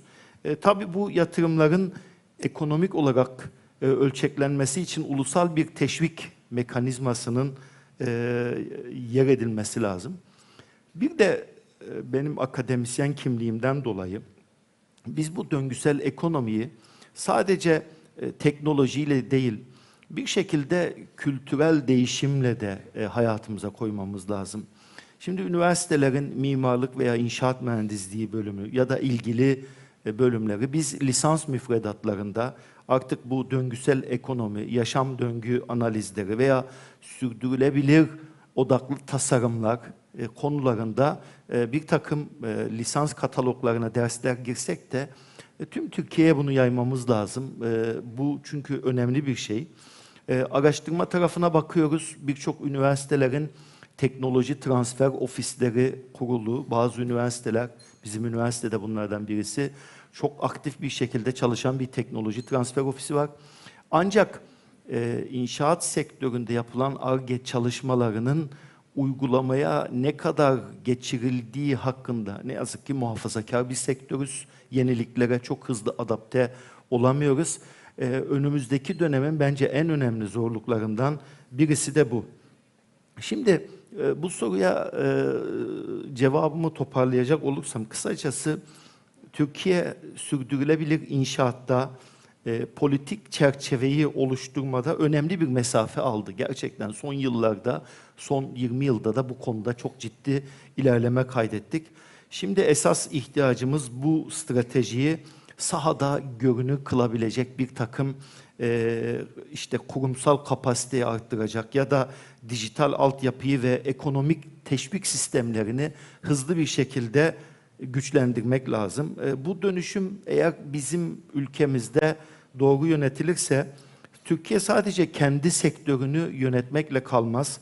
Özellikle komşularımızda düşündüğümüzde işte Suriye, Orta Doğu, belki Karadeniz'in diğer tarafı Ukrayna, bu bölgesel olarak döngüsel yapı teknolojilerinde bizlerin gerçekten öncü bir merkez olma potansiyelimiz bulunmakta. Çok teşekkür ederim Mustafa Bey. Dediğiniz gibi bizim sadece kendimizden öte çevremize de büyük faydamız olacağı bir şeyden bahsediyoruz ve bu detaylı ama net anlatımınız için ben çok teşekkür ederim. Şimdi Demet Hanım'dan da bu işin nasıl hayata geçeceği konusunda biraz bilgi alalım istiyorum. Bir görselle de desteklenen. Buyurun Demet Hanım. Teşekkür ederim. Şimdi sunum yansıyabilirse. Şimdi ben birkaç rakamla başlamak istiyorum sektörün durumuyla ilgili. Bu aslında işte dünyadaki global ekonominin %13'ü inşaat diye geçiyor. Bu giderek artıyor her seneki istatistiklerde. Şimdi sizinle de konuşuyorduk Başar Bey. %13 evet biz inşaat ama bugün veri işte hepimiz yapay zeka konuşuyoruz, data center'ları konuşuyoruz. Her şeyin altyapısı aslında inşaat. Hani inşaatı çektiğin zaman ben elektromekaniği ayırmıyorum. İnşaatı çektiğin zaman dünyada hiçbir şey kalmıyor. Öyle kadim ve önemli bir sektörü temsil ediyoruz. Bunları McKinsey'nin 2024 raporundan aldım. Dünyada 13 trilyon 2023 itibariyle bir iş hacminden bahsediyoruz. Ve bunun 2040'a kadar bütün bu yenilenmeler, işte bütün dünyanın işte altyapı ihtiyaçları vesaireyle yıllık 22 trilyona çıkacağı hesaplanıyor. Ve bunun içinde inşaat sektörünün her sene %3.2 kadar büyümesi, daha fazla üretim yapması gerekiyor. Bunlar bir yanda. Bir yanda da işte Amerika'ya baktığınız zaman sektörün %41'inin yani çalışanların 2031 itibariyle emekli olacağı, işte İngiltere'de 2035'te %25'inin, Türkiye'de erken emeklilikle herhalde onlar gittiler bile. Peki bu hızla genç nesil geliyor mu? Hayır, gelmiyor. Tercih etmiyorlar. Onu da ayrıca konuşuruz. Bir yan hem çok yaşlıyız. Bu yaşlı olmak bizim adaptasyonumuzu da etkiliyor. Gençleri de çekemiyoruz. Böyle bir kısır döngü içindeyiz. Ve bu gidişle 2040'da 40 trilyon dolarlık bir iş hacmi açığı. Yani yapmamız gereken işler var ama yapacak adamımız yok. Şimdi bile uluslararası projelerde yetenek eksikliği yüzünden başlanamayan, ertelenemeyen projeler var. Hani bunu birçok sefer buradaki Türkiye pazarında da duymuşsunuzdur. Böyle bir sıkıntı var. Önce bunları bir cebimize koyalım. Evet, büyük iş hacmi var. Bunları konuşmak önemli ama nasıl yapacağız? Yine aynı rapordan birkaç şey daha göstermek istiyorum. Şimdi ortada ilk grafikte ortada gördüğünüz açık mavi olan dünyadaki üretkenlik artışı ile ilgili ortalama değer %2 gibi görünüyor. Yıllık üretkenlik artışı. Üstteki üretimdeki üretkenlik artışı ve hepinizin tahmin edeceği gibi alttaki de inşaattaki üretkenlik artışı. Artışı dediğime bakmayın. Yandakine baktığınız zaman yandaki grafiğe o da bölgelere göre inşaattaki üretkenlik artışını gösteriyor. İki tane siyah çizgi var. Evet, inşaatta işte bu 20 yılda belli oranda artmış görünüyor. Ama Çin etkisini çıkardığınız zaman oradaki politikalar vesaireler çok farklı uygulamalar. Biz yerimizde sayıyoruz, düşüyoruz, kalkıyoruz bölgesine göre. 20 yıldır dünya, düşünün 20 yıl önceki cep telefonunuzu hala onu kullanıyor olabilir miydiniz? 20 yıl önceki internet hızını hala o hızda veya işte telefonla bağlanıyor olabilir miydiniz? Yani dial-up telefonlarla. Hala orada olabilir mi? İnşaat öyle. Hatta daha kötüye gidiyor. Şimdi Endüstri 4.0'la beraber, evet biz de inşaatı dijitalleştirelim, dijital dönüşüm projeleri birçok bütçelerde yer aldı. Birçok firma bu konuda danışmanlık aldı. Yani beni davet ettiklerinde de ilk söylediğim insanı ne yaptınız? İnsana rağmen bir dijital dönüşüm olmadı. İnşaat 5.0, hani inşaat 4.0 yaptık, hadi bir sınıf atlayalım 5.0 değil. İnşaat 4.0 olmadı. Belli hataları yüzünden ya da işte bakış farklılıkları yüzünden o nedenle inşaat 5.0. Çünkü sadece teknoloji, sadece para yürümedi. O nedenle hani bu logoda sembolize etmeye çalıştığımız gibi teknoloji, para, çevre, insan hepsi el ele verdiğinde gerçekten sürdürülebilirlikten bahsediyoruz. Ve inşaat 5.0 da bunu temsil ediyor. Aslında hani çok kısaca çoğumuz artık Birleşmiş Milletler'in 17 tane sürdürülebilirlik hedeflerini biliyoruz. İnşaat 5.0'da bunları inşaat sektörüne birleştirme ve bu bazda hareket etmeyi kapsıyor. Ve sürdürülebilirlik genel anlamda, çevresel de en baş aktörlerinden biri tabii ki. İnsan odaklılığı biraz burada açmak istiyorum. Hep zannediliyor ki işte insanları sevelim, çevreyi sevelimden anladığımız gibi. İnsanları sevelim, iyi davranalım değil. Aslında insan odaklı yönetimler, insanın üretkenliği, motivasyonu, sosyal kabul ihtiyaçları, daha iyi nasıl çalışabilir, daha mutlu nasıl çalışabilir? Yani bir endüstri sosyoloğu bakış açısıyla düşünün. İnsan odaklılık ve kullanıcı odaklılık ve orada da life cycle devreye giriyor. Tabii ki bunlar eğer dijital dönüşümümüzü başaramazsak olmaz. Tabii ki binalarımız ayakta kalmazsa olmaz veya binalarımızla beraber firmalarımız da ayakta kalmazsa olmaz. Bu 4 başlıkta hani toplayabiliriz 17 başlığı. Bunun sektöre nasıl uygulayacağımıza geldiğimiz zaman da biz SİKA Uluslararası Müteahhitler Birlikleri Konfederasyonu'nu temsil ediyor. Yani Türkiye Müteahhitler Birliği'nin de üyesi olduğu. Orada zaten mottomuz improve the way you build to build a better world. Yani biz iş yapış şeklimizi geliştirmezsek daha iyi bir dünya yapamayız. Amacımız bu. Ve bunu yapmak için de 2 şey var. Biz inşaat sektörü olarak sizlerin de belirttiği gibi iyi bir teknoloji tüketicisi değiliz. Yaşlıyız, toplanıp dağılıyoruz, birbirimizden haberimiz yok. Bilgiyi üstüne koyarak giden bir organizasyon yapısına sahip değiliz. O nedenle 2 şey de gidiyor. Birincisi, işletmelerimizin sürdürülebilir başarısı için içeride onun başarısını nasıl sağlayabiliriz? Aynı hani nasıl başardınız sorusuna, işte hata kültürüydü, onlara geleceğiz. Nasıl işletmenin içini dönüştürebiliriz ve işletmeyi teknoloji tüketicisi haline getirebiliriz? Öbür tarafta da bizim kontek kuluçka merkezlerimiz de yok.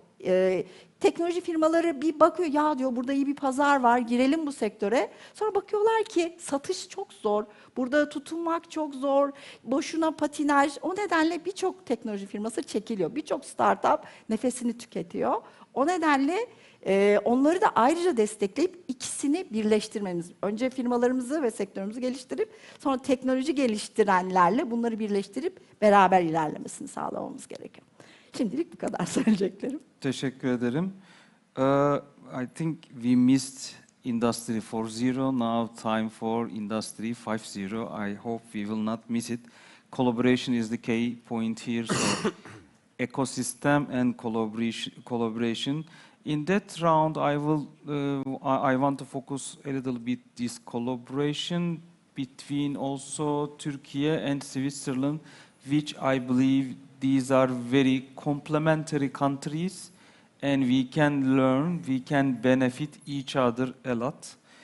And Reto, in your opinion, how should academia, public institutions and private sector best collaborate in sustainable construction, and what can we bring from Switzerland to close the gap? Okay, I think I would start with an example. I think what we should be doing. So what we could do actually. I mean, also one area that you mentioned is innovative construction technology. So I think Switzerland is extremely strong in the digital fabrication field.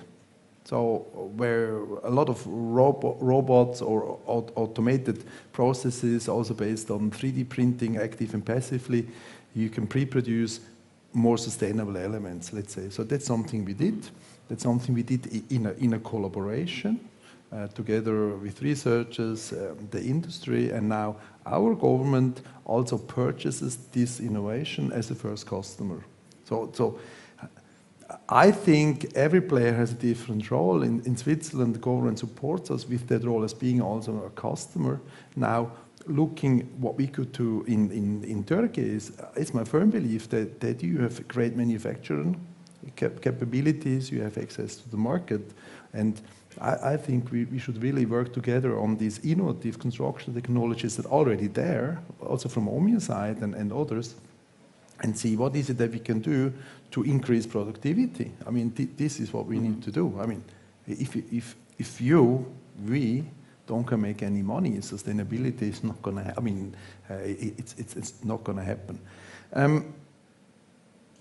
One thing that's important is setting up ecosystem. Is this common goal or this ambition? You say, hey, we have an ambition, productivity, or we want to set up nest. And very important thing is also to be aware that setting up an ecosystem is not just a one-timer, but that's something where people come together regularly and develop things over time. That's completely the other way to work. And the best thing is really to start it and to start doing things. Say, okay, this is a project probably going to set up, or we're going to set up an incubation space somewhere and try out things, and now we're setting up an ecosystem and try to do things. One thing we realized, we need to act much more on the demand side, on the procurement side. So we established a community of the biggest public and private investors in real estate in Switzerland. And it's not just an investment group, because the investors, they said, hey, how can we become more circular within our economic environment? And that's not so easy. That's not so easy to do. And they said, hey, how can we do that? And we proposed a learning group, even an ecosystem within themselves. So they're now committed to procure more sustainable, more circular, but they're still learning among each other how to do that properly, because we don't have any answers yet. So I need to install an ecosystem of people that are willing to take a dialogue, to learn, and to act. Perfect answer. I will continue with Philip, almost the same question. What are the strengths of each country? And how can collaboration between Turkey and Switzerland established for sustainable construction? That's a very broad question, Bashar. And a lot has been already said today, right, on the different levels. And I think both countries can learn from each other in different areas and on different levels.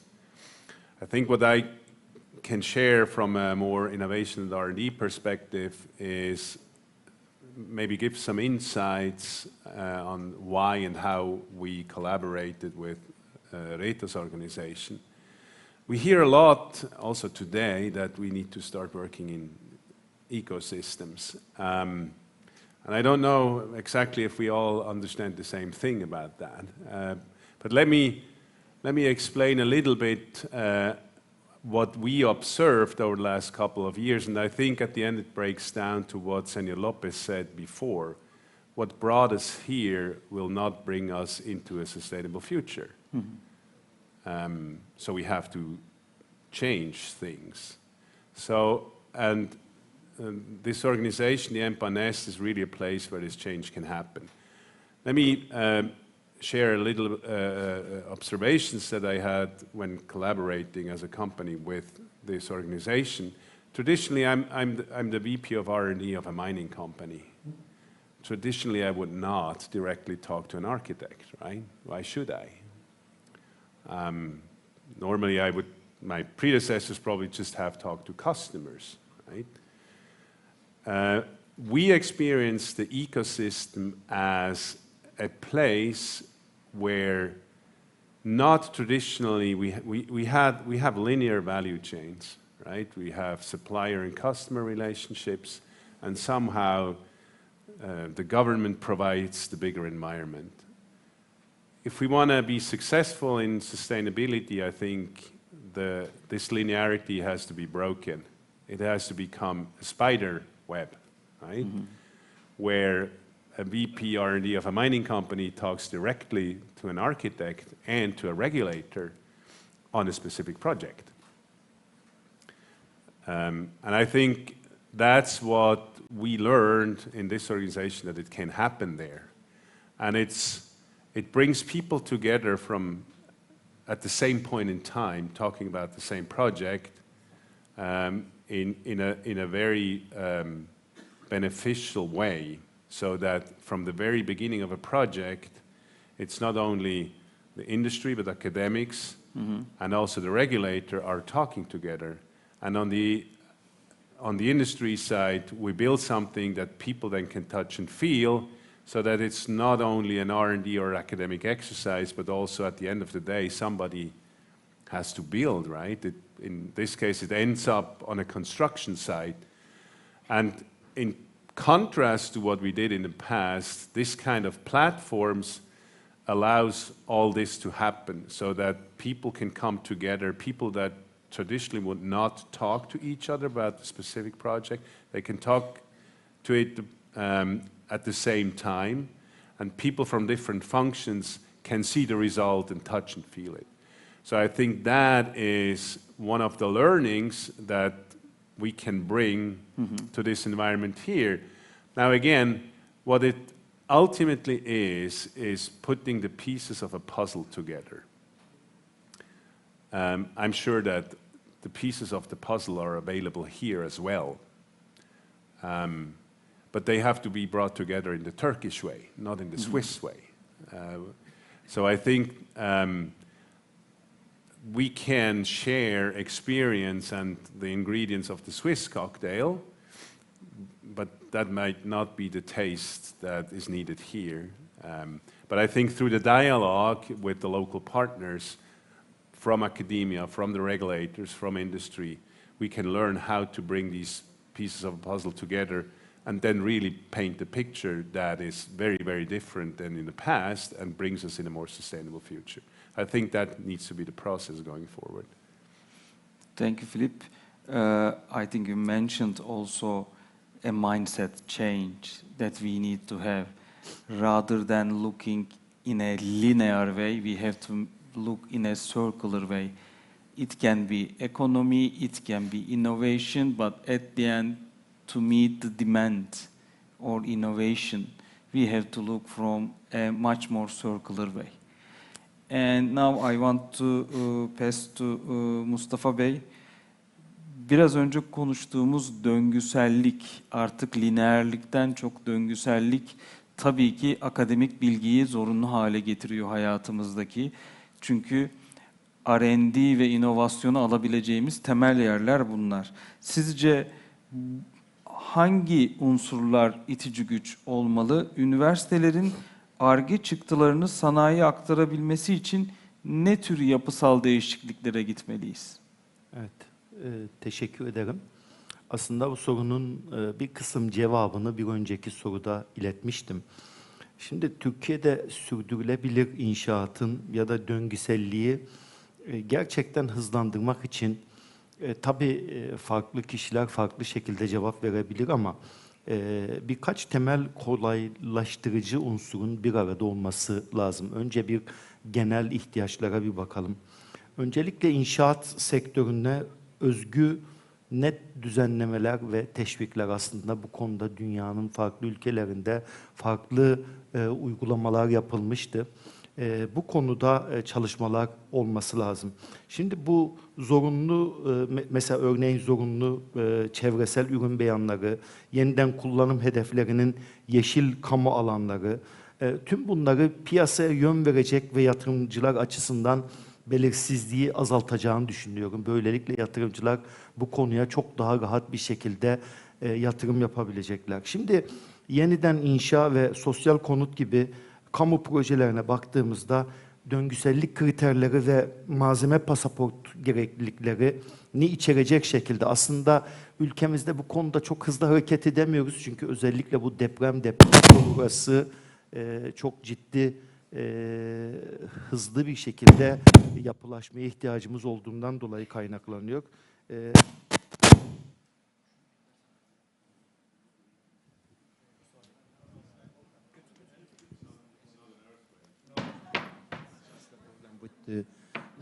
Galiba çalışıyor. Şimdi burada bu süreçleri kontrol edebilmek için bu soru çok önemli. Acaba bizim Türkiye'de ilgili bakanlıkları ya da yerel yönetimleri, üstüne üstlük müteahhitleri, bugün burada misafir olan üreticileri ve üniversitelerin hepsini bir araya getiren, ben bunun için bir mesela isim de düşündüm. Ulusal Sürdürülebilir İnşaat ve Yenilik Platformu. Böyle bir platformu hayata geçirebilir miyiz?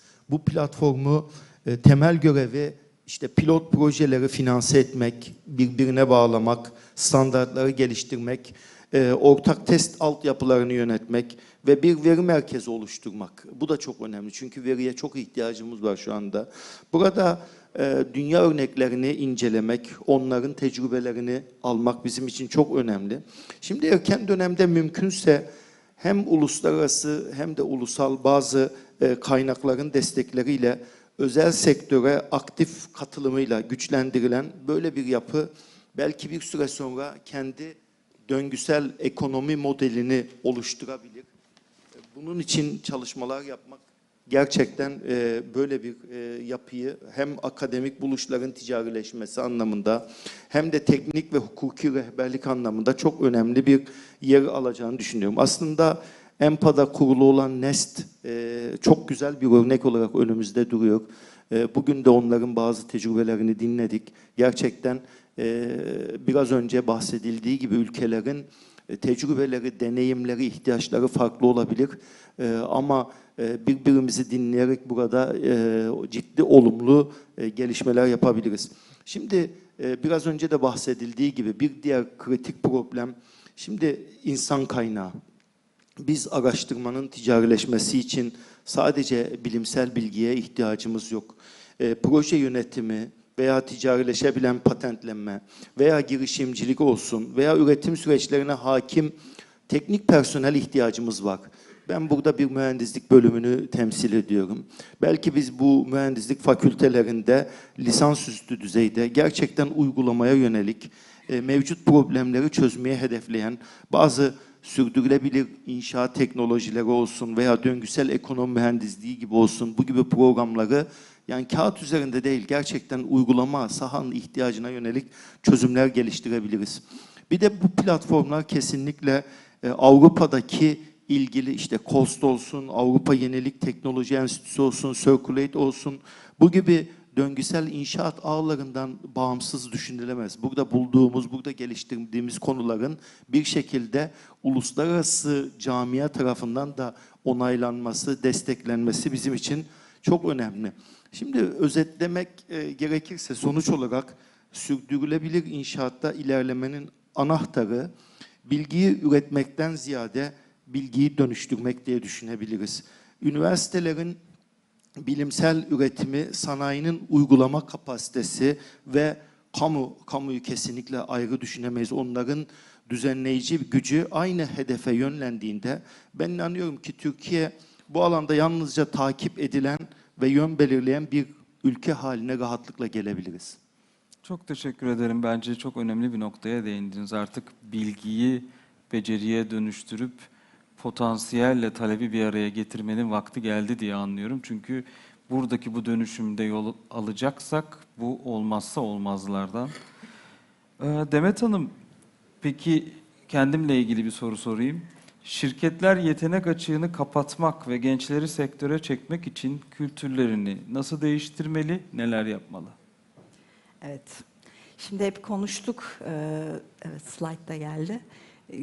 Tamam, çok güzel teknoloji, bütün teknolojiler gelişti. Neden alıp kullanamıyoruz? Neden şey yapmıyoruz?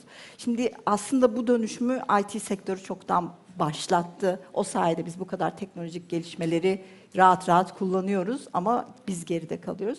Şimdi bugün kullandığımız yönetim anlayışı aslında işte sanayi devrimiyle beraber bant üretimiyle gelen işte bandın basit işlemlerle çok yetenek gerektirmeyen bir şekilde önünüzden aktığı ve her banttaki personel ya da fonksiyonun diyeyim ufak işlemler yaparak devrettiği bir bant işleminden biz bunu kopyaladık aslında. Ve kopyaladığımızda da yaptığımız 7 katlı binaya gökdelen deniyordu. Muhtemelen elektromekanik, hani elektronik hiç yok. Elektrik de yok muhtemelen. Belki biraz mekanik su falan çıkarıyor olabilirler. Bütün tesisat o kadardı. Şimdi bir kere bina bizim önümüzden geçmiyor. Biz hepimiz binanın üstüne üşüşüyoruz ve gerçekten artık bir binanın elektromekanik veya başka tesisatları sadece inşai kısmından çok daha fazla. Ve biz bunu bir fikir olarak başlayan bir şeyi bütün o kaos içinde bir bina haline getirmeye çalışıyoruz. Ve hala da o basit lineer sistemin, işte Fordizmin getirdiği o yönetim anlayışını, hiyerarşik, bilginin bizim firmamızda, yani firmalarımızda siloların içinde sıkıştığı, departmanların birbiriyle çatıştığı, müdür olabilmek için birbirlerinin kuyusunu kazdığı bir organizasyon. Ondan sonra sahaya gittiğinizde de suçlama kültürünün olduğu, birbiriyle sürekli çatışan alt yükleniciler, ekipler vesaire. Biz aslında biz mucize gerçekleştiriyoruz o binaları ortaya çıkarmak için. Bu kadar kaosun içinde o binalar çıkıyorsa mucize. Evet, bilgi çok güzel var. Bizim depremde binalarımız o teknoloji olmadığı için değil. Biz o teknolojiyi hayata geçirmeyi başaramadığımız için yıkıldı. O nedenle bu iş yapış şeklimiz her neyse bizi yıkıma götüren, üretkenlikten uzaklaştıran, yani öldürücü noktaya götüren şey bu. Bunda neleri değiştirebiliriz? Aslında konuşmacılarımız da bahsettiler. Hani hiyerarşik olmayan organizasyonlar, hata kültürleri vesaire derken. Ben neden Construction 5.0 bu kadar yürekten destekliyorum? Çünkü bir passion, bir şey veriyor, hedef veriyor. Biz sadece işte paramızı kazanalım, eve gidelim değil. İnsan duyguları olan bir varlık ve daha güzel bir dünya yaratmak, daha iyiye ulaşmak için hepimizin ortak bir hedefte birleşmesi, çalışan motivasyonunu da. Hepimiz her işi yaparak para kazanabiliriz. Ama bizi duygusal olarak bağlayan bir işi yapmayı daha çok benimseriz elbette ki. Ve hiyerarşik olmayan yatay organizasyonlar, işbirliği kültürü. Bunlar hem firmanın içinde hem de aslında bizim inşaatta firmanın çok ötesinde 40-50 paydaş bir araya gelip inşaatı çıkardığımız için işbirliği kültürü ve ritmik olarak sürekli iyileştirme. Hani proje bittiğinde hadi bir lessons learned yapalım değil de bütün her aşamada ya evet biz maksimum bir aylık döngülerle biz bunu yaptık. Şimdi bir dahaki sefer neyi yapabiliriz? Ve yukarıdan aşağı yönetim yerine servant leadership, yani destekleyen bir yönetim ve insanların düşüncelerini rahatlıkla söyleyebileceği, deneyler yapabileceği bir güvenli bir ortam. Ancak bu şekilde işletme sürdürülebilir bir başarıyı yakalayabilir. Yani hem insan, hem teknoloji, hem sisteme bakarak ki bunlar daha çok ve kolaboratif bir ortam sağlayarak ve bunlar da ancak çevik organizasyonlar deniyor ya da bu şekilde hayata geçiyor. Ve bir şeye de dikkat çekmek istiyorum burada. Kadın erkek de. Çünkü WEF'in raporunda kadın azlığı yüzünden de Dünya Ekonomik Örgütü'nün 2014-16 yıllarında hazırladığı raporda sektörün gelişmemesinin içinde kadın eksikliğinden de bahsediliyor. Şimdi böyle Türkiye'de bile güzel şeyler duyuyorum. Vinç operatörü kadınlarımız var. Hani sadece beyaz yakada değil, mavi yakada da kadını nasıl artırabiliriz konuşuluyor. Şimdilik bu konuda da Teşekkürler bunu Demet Hanım. Aslında son kısım çok önemli çünkü hani gelişmemizin altındaki temel noktalardan biri bu ve bu artarak devam etmeli. Reto, can we talk a little bit about digital twins or smart buildings and how you approach them in Switzerland? How can we benefit them with some joint projects maybe? Okay, thanks. Let me rephrase that maybe a little bit and say, what can we do with data or what can we do in general with digital processes and so on? I mean, what we have seen is that there were a lot of artificial intelligence tools developed by, let's say, also companies like ABB, and we have a lot of startups now that were using our real-life data to train the first models, to come up with new engineering methods that allow to reduce engineering time for energy districts by 80%. This is something we are working on. This is something I think we can leverage and see what is the data and what is it that we can do with it. The other thing is really about digital construction. That is a combination of new computational methods and robotic technologies. I would say that's something that's of interest that you also can bring on the table. The other thing, which is also as a connection to digital twin, that's something I like to exploit, is production management. Because I believe, at least in mid of Europe, we lose so much money in productivity because we don't control work in progress. Because we all believe that our time plans reflect reality, but that's just not true. So I'm seeing some digital methods how to control this also coming out of the US and so on. So I think we have a myriad of things that we can do in the digital world, and I'm sure you all have a lot of data. So you can leverage that and you come up with new methods to do so, and we could showcase what we do. Mm-hmm. Regarding also smart buildings is a very large unit of ABB. We are talking about $1 billion demand and production worldwide. And to be honest, whatever we propose, there is not like dreams. These are the things that we do in our daily life, but we only connect the products and dots, and also what you request from a building or smart building. So it is about a really change. If we really change our mind to that way, the demand will also create the production, according to my opinion. May I answer to that again? Yep, please. So now I probably will give an answer that you don't like. Mm-hmm. Because at the end, we need to combine all the trades who come up with a smart building. A smart building is a building that is flexible, human-centric, and that optimizes structural capacity, thermal capacity, that minimizes actually the elements in the building. Mm-hmm. Because as an owner, investor, I want to have as little technology as possible in my building. Because I want to use passive technologies that I can store heat and cold in my concrete that I can use during the day or during the night, so I can limit the elements I need to install. And to be honest, I also think that companies like you have to rethink and say, okay, so far we have made money by doing more. But how can we find ways, and this is also circularity, how can we find ways that we all can earn more together by doing less? I don't have the answer to that. There are some approaches, but for me this is really difficult, but contradictory also. But for me the way to go is to do more with less. This is exactly what companies like us has to get the message. Doing less but giving more. I think that's the definition of circularity also. Because maybe we will sell less product, but we will offer more service. But on the other hand, there will be a lifetime relation. I think maybe that's the Swiss mentality, but ABB is generally focusing on that rather than doing too much. And Philip, based on your experience, this is one of the questions that I'm really looking for the answer. What did public policies do exactly the right thing, encouraging R&D? Not limited to public policies, maybe also what we can do better here, both from public perspective and community perspective. Well, another very, very broad question.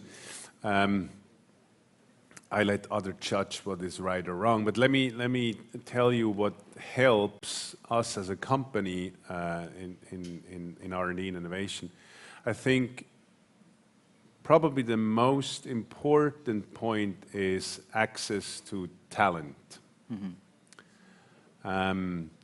Not only innovation and R&D relies a lot on talents. From many different functions. It's not only technical, you need a different business mind, you need economic people who can help you, you need a broad diversity that has a great impact on R&D and innovation. And you need diversity, not only gender diversity, but you need also to bring different perspectives from different parts of the world into your country. And it's also, when we go to the educational systems, right? Of course, you need academics for innovation, but you need also hands-on people who put things into practice. And I think in Switzerland, we have the privilege that we have a very good environment when it comes to talents, to all these aspects, right? We have obviously very good academic schools. We have the vocational education in Switzerland, as was mentioned before. We can bring in a lot of people from other parts of the world, which helps a lot with innovation. So I think this talent pools, access to talent pools is absolutely critical. I had the great pleasure to go to Sabancı University yesterday. I think that's on a very, very comparable level when it comes to the academic part of that talent pool. Mr. Lopez mentioned it before that what is required also is not only academics, but also people who put things into perspective, right, and into reality. I think that our experience is that it's equally important as having a good academic system is also to have a good workforce to bring things into reality. So that's one aspect. A second aspect, obviously, is that we can create an environment which encourages doing innovation. And I think that's where a lot of countries are still struggling, including Switzerland. Everybody wants to do this, but somebody has to execute on it. And those people who execute on it, like our company and others, well, they provide a commitment. And the commitment is, yes, financial, but it's also a risk commitment because we do new things. Doing new things always comes together with a risk. Yep. So that financial commitment and that risk commitment needs an environment where it's incentivized. Otherwise, nobody will do this. And I think there, both countries can learn from each other, right? How do we create for those companies who want to be a first mover, who really want to adopt innovation techniques that are currently available already, how do we incentivize this when they take that risk and that financial commitment? And I think, I'm not saying that Switzerland is doing a better job on this. I think this needs much more dialogue, how we create and incentivize that environment. And then, last but not least, it's beneficial if you have people who coordinate the whole ecosystems going forward, right? And I think in Switzerland we have EMPA just being one of these examples, but we have a network of organizations that help to coordinate the innovation effort so that from idea through development with academic partners, with industrial partners, to implementation, to regulatory, somebody orchestrates that on a higher level. That accelerates just the innovation activities compared if you just do this in a linear form. And I think Switzerland has learned over the last couple of years some of the tools to facilitate that. So to accelerate that orchestration of innovation activities from R&D to money at the end of the day. So I think these 3 points is what helps us as a company for innovation in Switzerland to be successful. Thank you, Philip. Mustafa Bey, peki sizin Türkiye'de sürdürülebilir ve döngüsel inşaat hedefleri kapsamında ve biraz önce anlattıklarınız çerçevede bize verebileceğiniz bir proje örneği ya da bir pilot uygulama var mıdır? Aslında biraz önceki sunum onun için hazırlamıştım. Bu soruda açabilirseniz. Şimdi tabii biz akademisyenler işte ilk 2 soruda olduğu gibi genelde fikir vermekten hoşlanıyoruz ama gerçekte yapmış olduğumuz eğitim çalışmaları ve araştırma çalışmalarıyla uygulama arasında bazen kopukluk oluyor. Şimdi hepinizin bildiği üzere 2023 yılında Türkiye'de çok büyük bir deprem oldu. 11 ilimizi etkiledi. Yaklaşık 40.000 tane bina deprem günü kendi ağırlığı altında yıkıldı. 350.000 toplamda da yapı sonrasında hasar alarak kontrollü bir şekilde yıkıldı. Şimdi bu Türkiye'nin özelinde tam bu noktada hadi durun döngüsel ekonomi prensiplerine dikkat edelim demek çok kolay bir şey değil. Çünkü ciddi bir insani durum var. Bir taraftan kış mevsimi insanları tekrar barındırmak üzerine. Biz tabii depremin ilk gününden itibaren deprem bölgesinde ilk gün ben Hatay'da görevlendirildim bakanlık tarafından ve yaklaşık bir ay orada kaldık. Sonra bu depremin o telaşı bittikten sonra şunu gördük. Bu yıkılan binalardan kaynaklı 200 milyon ton bazı kaynaklara göre bizim hesaplarımıza, bazı kaynaklara göre 100-150 milyon ton bir atık oluştu. Bu da bizim ülkemize özel bir problem. 200 milyon tonu belki tüm Switzerland'ın sınırı içerisine düşünürsek alan bir yarım metre yüksek kalkabilir bu kadar bir atıkla. Çok ciddi bir büyük bir problem. İsterseniz hesaplayabiliriz. Şimdi biz ilk önce bu atıkların hiç değerlendirilemez durumundan bizim yapmış olduğumuz bir takım teknik fizibilite çalışmaları, ayrıştırma işlemleriyle ilk kurulan bazı tesislerden sonrasına daha da geliştirerek benim bilgim dahilinde şu an bölgede 4-5 tane büyük ölçekli günde binlerce ton atık ayrıştıran tesisler kuruldu. En son tesisi Arsus, Hatay Arsus'ta kurduk ve bu tesislerin fizibilitesinin gerçekten uygulamada da sonuçlarının doğru olduğunu görünce bizler de yapmış olduğumuz önerilerin, çalışmaların ne kadar doğru olduğu bizi gerçekten mutlu etti ve birçok özellikle Sanayi Bakanlığı yeni yatırımlarda orada yeni tesisler için, atık ayrıştırma tesisleri için yeni yatırımlar koydu bu yıl üzerine. Tabii biz bu atıkları ayrıştırdıktan sonra özellikle deprem sonrası biliyorsunuz ki çok hızlı konutlaşma, konut sektörü çok büyük bir problem. Burada biz bu atıkların daha böyle döngüsel ekonomi prensiplerinde yani upcycling yani değerinden denk ya da daha üst bir amaçlı kullanımı için çalışmalar başlattık. Örneğin 2024 yılının yaz aylarında Türkiye'de ilk kez ilgili standartlara göre deprem atıklarından çimento üretimi başladı. Bu çimento seri üretimi başladı ve buna gelen olumlu dönüşler neredeyse şimdi tüm Türkiye'deki çimento üreticileri bu konuda çalışmalar yapıyor. Bu çalışmaların içerisinde bizler bulunduk. Tabii sonrasında hızlı konutlaşma ve tekrar yapının servis ömrü bittiğinde yıkılıp gömülmemesi için modüler yapı üzerine bir takım çalışmalar yapıp hem bizim üniversitenin kampüsünün içerisinde yaklaşık 5 yıldır kullanılan hem de deprem bölgesi Malatya'da bir köyün inşasına başladık modüler yapılarla ve bu yapıların kullanan insanlardan geri dönüşler bizi gerçekten çok mutlu ediyor. Son yapmış olduğumuz uygulamalarda Dünya Bankası'nın desteğiyle ve Çevre Şehircilik ve İklim Değişikliği Bakanlığı'nın faydalanıcı kuruluş olduğu atık ve lokal malzemeleri kullanarak eklemeli imalat ile gerçekten hızlı, gerçekten ekonomik, güzel, içinde yaşayan insanların ihtiyaçlarını dikkate alan ve ucuz yapı üzerine çalışmalar yaptık.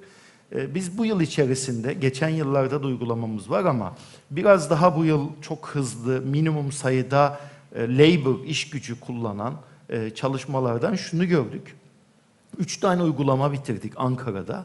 Özellikle son yapmış olduğumuz uygulamada 3 çalışanla 10 gün içerisinde bir 50 metrekare yapının bugün başlayıp 10. günün sonunda ve fiyat olarak gerçekten çok düşük bir rakama ve tamamen o bölgeden getirilmiş atıkları kullanılarak bir yapı yapabileceğimizi, bu 10 gün içerisinde bütün ince işçiliğin de dahil olduğunu düşünebiliriz.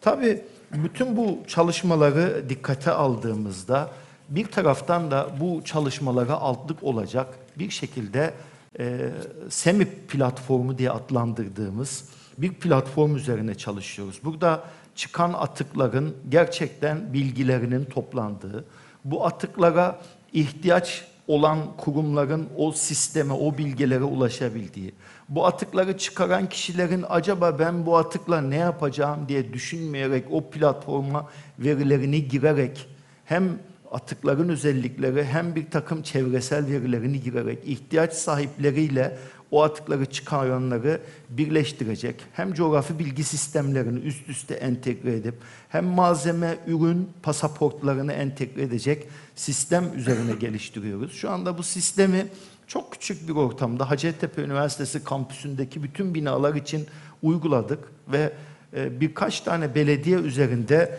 yoğun bir şekilde çalışmalara başlıyoruz. Özetle şunu söylemek istiyorum. Tabii bu yapmış olduğumuz çalışmalardan şunu gördük. İşte kamu kurumları özellikle bu çalışmaların artık mevzuatlara da geçmesi konusunda bizimle ikili işbirliklerine başladı. Mesela 3 boyutlu eklemeli imalatla depreme uygun, deprem tasarımı yüksek yapılarla ilgili şu an mevzuata çalışıyoruz. Binaların normal şartlarda ve acil durumda yıkımıyla ilgili mevzuatlar geliştirmeye çalışıyoruz. Bu da bizim yapmış olduğumuz çalışmaları gerçekten doğru yönde ilerlediğimiz anlamında bizleri heyecanlandırıyor ve çalışma azmimizi arttırıyor diye özetleyeyim. Çok teşekkür ederim Mustafa Bey. Konuşmamın başında neyi hayal ettiysen birleştirdiniz onları. Hani icat ettiklerimizi yeniden keşfetmekten tutun da üretip ne yapacağımızı bilemeyip bir yerleri doldurduğumuzu, sonra doldurduklarımızı ortadan kaldırmaya çalışmamızı hepsini bir örnekte özetlediğiniz için teşekkür ederim. Demet Hanım, tekrar o olayın insan boyutuna gelirsek, dijitalleşme ve insan odaklı yönetim yaklaşımları bu sürdürülebilirliği nasıl etkiliyor inşaatta? Ben de öncelikle Mustafa Bey'in çalışması gerçekten değerli ve şunu bir sözü oradan cımbızla almak istiyorum. Bizi heyecanlandırıyor.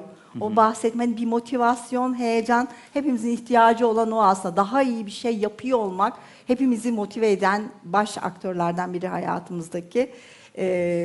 Gerçekten de çok örnek. Şimdi inşaat sektörünün maalesef dezavantajı, çok güzel çalışmalar yapılıyor ama ölçeklendirilemiyor. Yapıldığı yerde kalıyor. Bunun görüntülenmesi, yani paylaşılması gerçekten çok değerli. Şimdi tekrar bu yönetim yaklaşımından biz nasıl daha iyi gideriz? Muhtemelen bu döngüleri sizler de yeni şeyler inove ederken kullandığınız şeyler. Bu hani işbirliği içindeki takımlardan aslında bir şey geliştirirken, ya bu sürdürülebilirlikle ilgili bir hedef olabilir. Hepimizin evet uzakta bir hedefi var. İşte 5 yıl sonra şu dereceye düşmek ya da işte 5 yıl sonra şu kadar dijital dönüşüm yapmak. Ama insan zihni böyle çalışmıyor. Onun için biz kilo alıyoruz. Çünkü şu anda yediğimiz şey çok lezzetli. Şimdi çıkacağız, yiyeceğiz, ondan sonra diyeceğiz ki keşke tatlı yemeseydik. Çünkü insan zihni uzak hedeflere odaklanmıyor. İnsan zihni şimdi ve burada. O nedenle bizim daha kısa hedeflerle, evet büyük hedeflerimiz var ama bir sonraki adımı görmemiz lazım ve bu adımın sonuçlarıyla, çünkü bilinmez bir dünyadayız. Yani bunu yaptığımız zaman her zaman o denediğimiz bazen failure kültürü, hata da çıkabilir oradan. Öğrenmeyle ayrılabiliriz. O öğrendiklerimize bir sonraki adımı. Biz aslında bizim yapımız emekleme, emekledikten sonra durma, ondan sonra tutunarak yürüme ve yürüme, koşma diye gidiyor. Bütün hayat böyle sürekli gelişerek gidiyor. Ama biz iş yerlerinde ya da projelerde hadi bir anda performans gösteren bir takım olduk. Hadi bir anda çok büyük inovasyon yaptık ve birle gittik. Hayat böyle bir şey değil. Takım olarak bir kere durumu değerlendirip, çevreyi değerlendirip, ürettiğimiz ürünü değerlendirip, gözleyip, değerlendirip ve ne yapacağımıza karar verdikten sonra bir adım atma. Ufak bir adım. Çok büyük adım, gözümüzde büyüyecek bir... Ve böyle ilerleme. Bir kere iş yapış şeklimiz bu halde sürekli gelişimi kültür haline getirmemiz gerekiyor. Buna OODA loop deniyor. Yani Observe, Orient, Decide, React. Şimdi tekrar sürdürülebilirliği nasıl geliştiriyoruz? Aslında sürdürülebilirlikte de büyük hedeflerimiz de var ama bir adım atalım, sonuçlarını görelim, ondan sonra ne yapacağız? Ve evet hep üçgenle anlatılıyor ama ben bu yin yang yong'u daha çok hani Çok para kazanırız ama sürdürülebilir olmaz. Öyle bir şey yok. Sürdürülebilir olmazsa sürdürülebilir olmaz. Para da kazanmak sürdürülebilir olmaz. İnsanı elde de tutmak da sürdürülebilir olmaz. Biz sürdürülebilirlik dediğimizde de yani parayı da, insanı da, gezegeni de, üçünü de bir anda aynı şekilde düşünüyor olmamız lazım. Yoksa hepsi birden fail eder. Öyle çok para kazandık, 3 gün, 5 gün ama sonunda o da sürdürülebilir olmaz. O nedenle böyle ifade etmeyi, adım adım gideceğiz. Her şeyi birden para kazanarak, nasıl can kaybı vardı Mustafa Bey'in söylediği ama bir yandan sürdürülebilirliği ihmal edemezdik. Onu da içine kattık. Hepsini bir düşünmemiz gerekiyordu. Ve yine hani dijitalleşmeyi ve işte human centric, insan odaklı yönetim anlayışları nasıl bunları geliştirir dediğimizde bir kere sürdürülebilirlik dediğimizde evet yeni iş olanaklarını gözlemleyeceğiz ki hani inşaat sektörünün hani başta da konuştuk inanılmaz iş potansiyeli var. Dünyayı yeniden inşa edeceğiz. Daha iyi bir dünya inşa edeceğiz. Ama şirketlerimizin ayakta durması için bir kere üst yönetimin stratejiyi kurması, mikro management yerine öncelikle işin hedeflerine odaklanması, bu ana amacı net belirleniyor olması gerekiyor bu yönetim yaklaşımıyla ve kısa hedefler, sonuçları görüp başarı bizi daha çok başarmaya veya öğrenip bir adım daha atmaya, işbirliği kültürü, sürekli iyileştirme, bütün bunlar aslında hayatımızda sadece dijitalizasyon ya da işte sürdürülebilirlik değil, ne başarmak istiyorsanız, neyi tekrar inşa etmek ya da hayatınızda neyse kısa adımlarla o döngüyle ilerlemekten bahsediyoruz. Ve ekonomik büyüme de bunun içinde gelecek diyerek bitiriyorum. Çok teşekkür Herhalde ederim süreyi Demet Hanım. toparladık değil mi? Çok güzel toparladınız. Eğer dilerseniz 1-2 soru alabilecek vaktimiz var. Eğer konuşmacılarımıza soru yöneltmek isterseniz. Buyurun.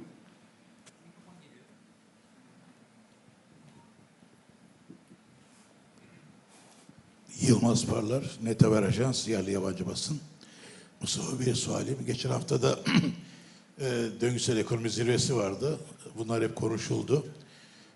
Şimdi inşaatta tabii bu geri dönüşüm olayında ufak bir örnek. Benim evimdeki karşısındaki işte apartman iş makinesi geldi, darbeleriyle zor yıktı. Derken o hurda demirler toplanıyor, çekiliyor, yeni inşaat için kullanılıyor. Metal yorgunu değil mi?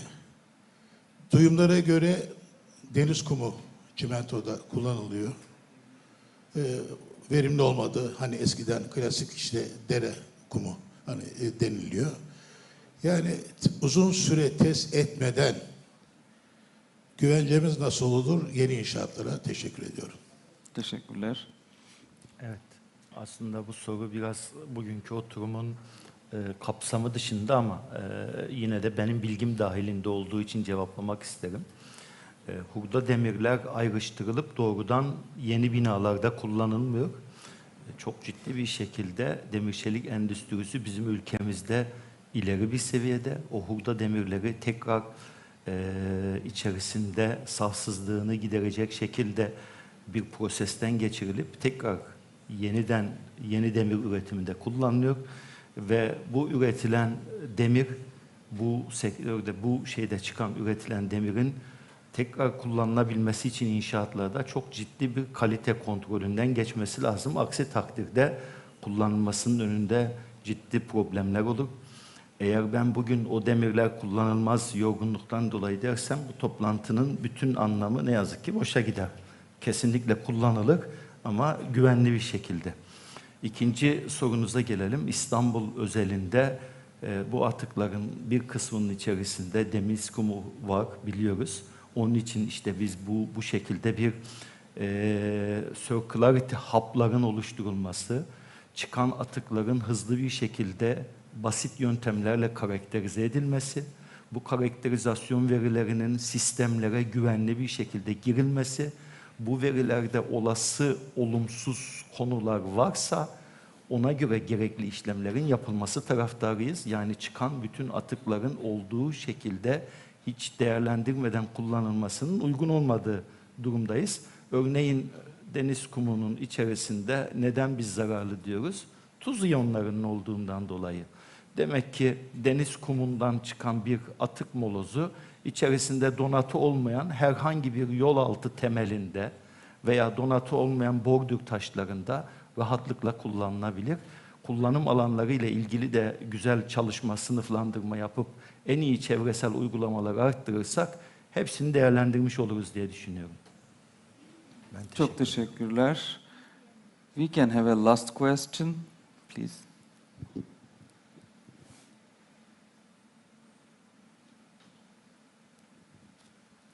Thank you. Esra Erdal, George Fisher, Turkey. Listening all these deep discussions and lots of information we got, thank you very much, first of all. My question will be from your perspective, maybe a narrower scope, but it is also touching to the latest question of our counterpart. It will be more a Turkish way question. A short-term thinking, we are saying we are an agile culture, we have an agile culture, we are flexible, we are taking quick decisions, etc. I believe all these is a reaction to volatility in lots of dimensions in the country and the region, including the earthquakes. So how do you link the benefits of sustainable construction with financial benefits of contractors? I mean, what do you think can be a motivation factor for a profit-oriented sector versus the sustainable construction materials usage, if it is more costly? Because when it comes to maybe Demet Hanım's comments, in the short run, when you are building any building, hospital, or a hotel, the contractors have a tendency to look at the cost rather than if it is having environmental impacts or so. Even more important, our recent trauma with the earthquake.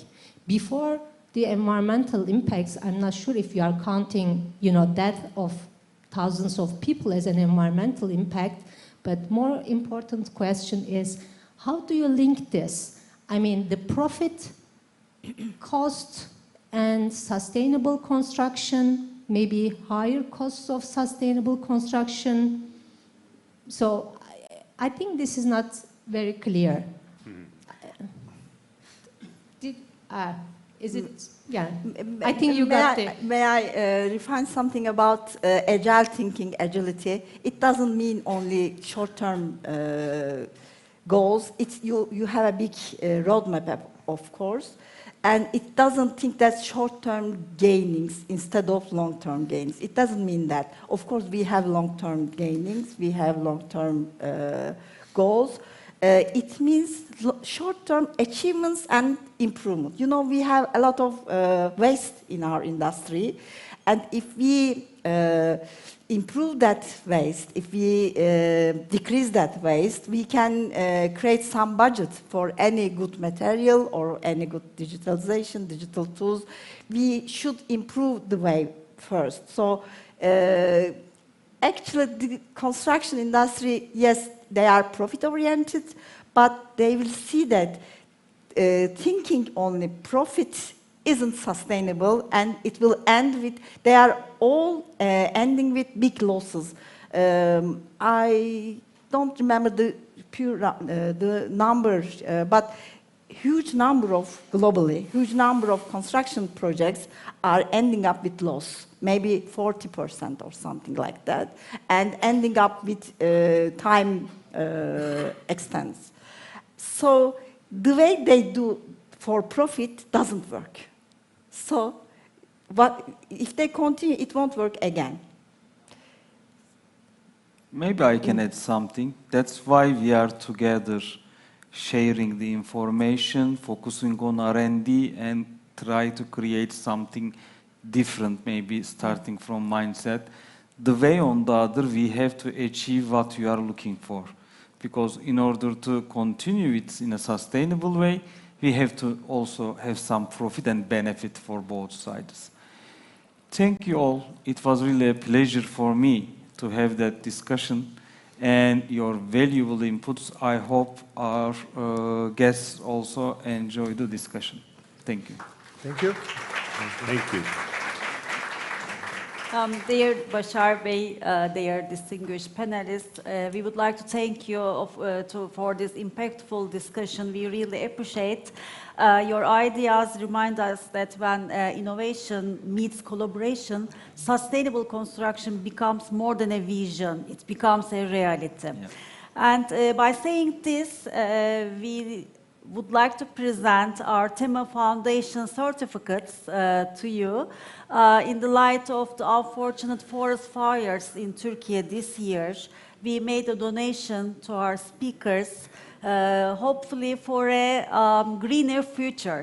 And we would like to present to you.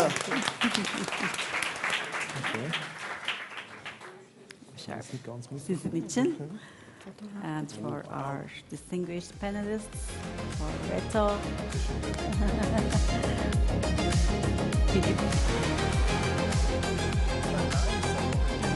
Evet. We will have a photo shooting also. Yeah. Thank you very much. It was really a great panel. It was a big pleasure for me. Thank you. Thank you for moderating.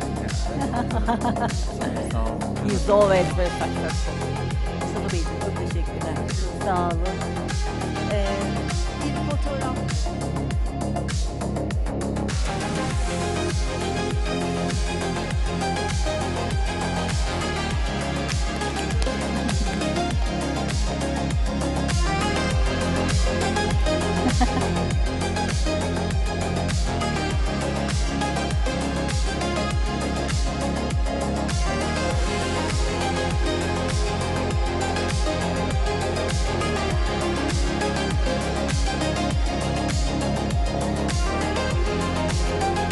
Çok şıksın yine, çok güzel.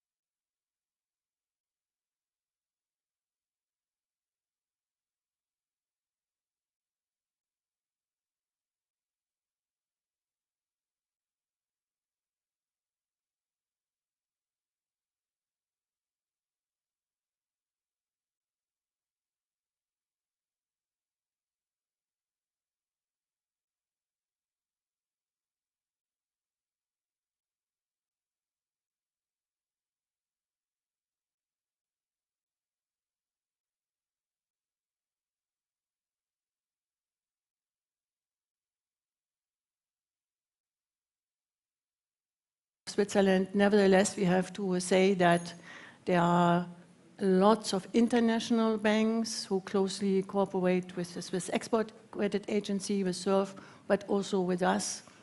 In particular, in large infrastructure projects, we come together in club deal syndicates.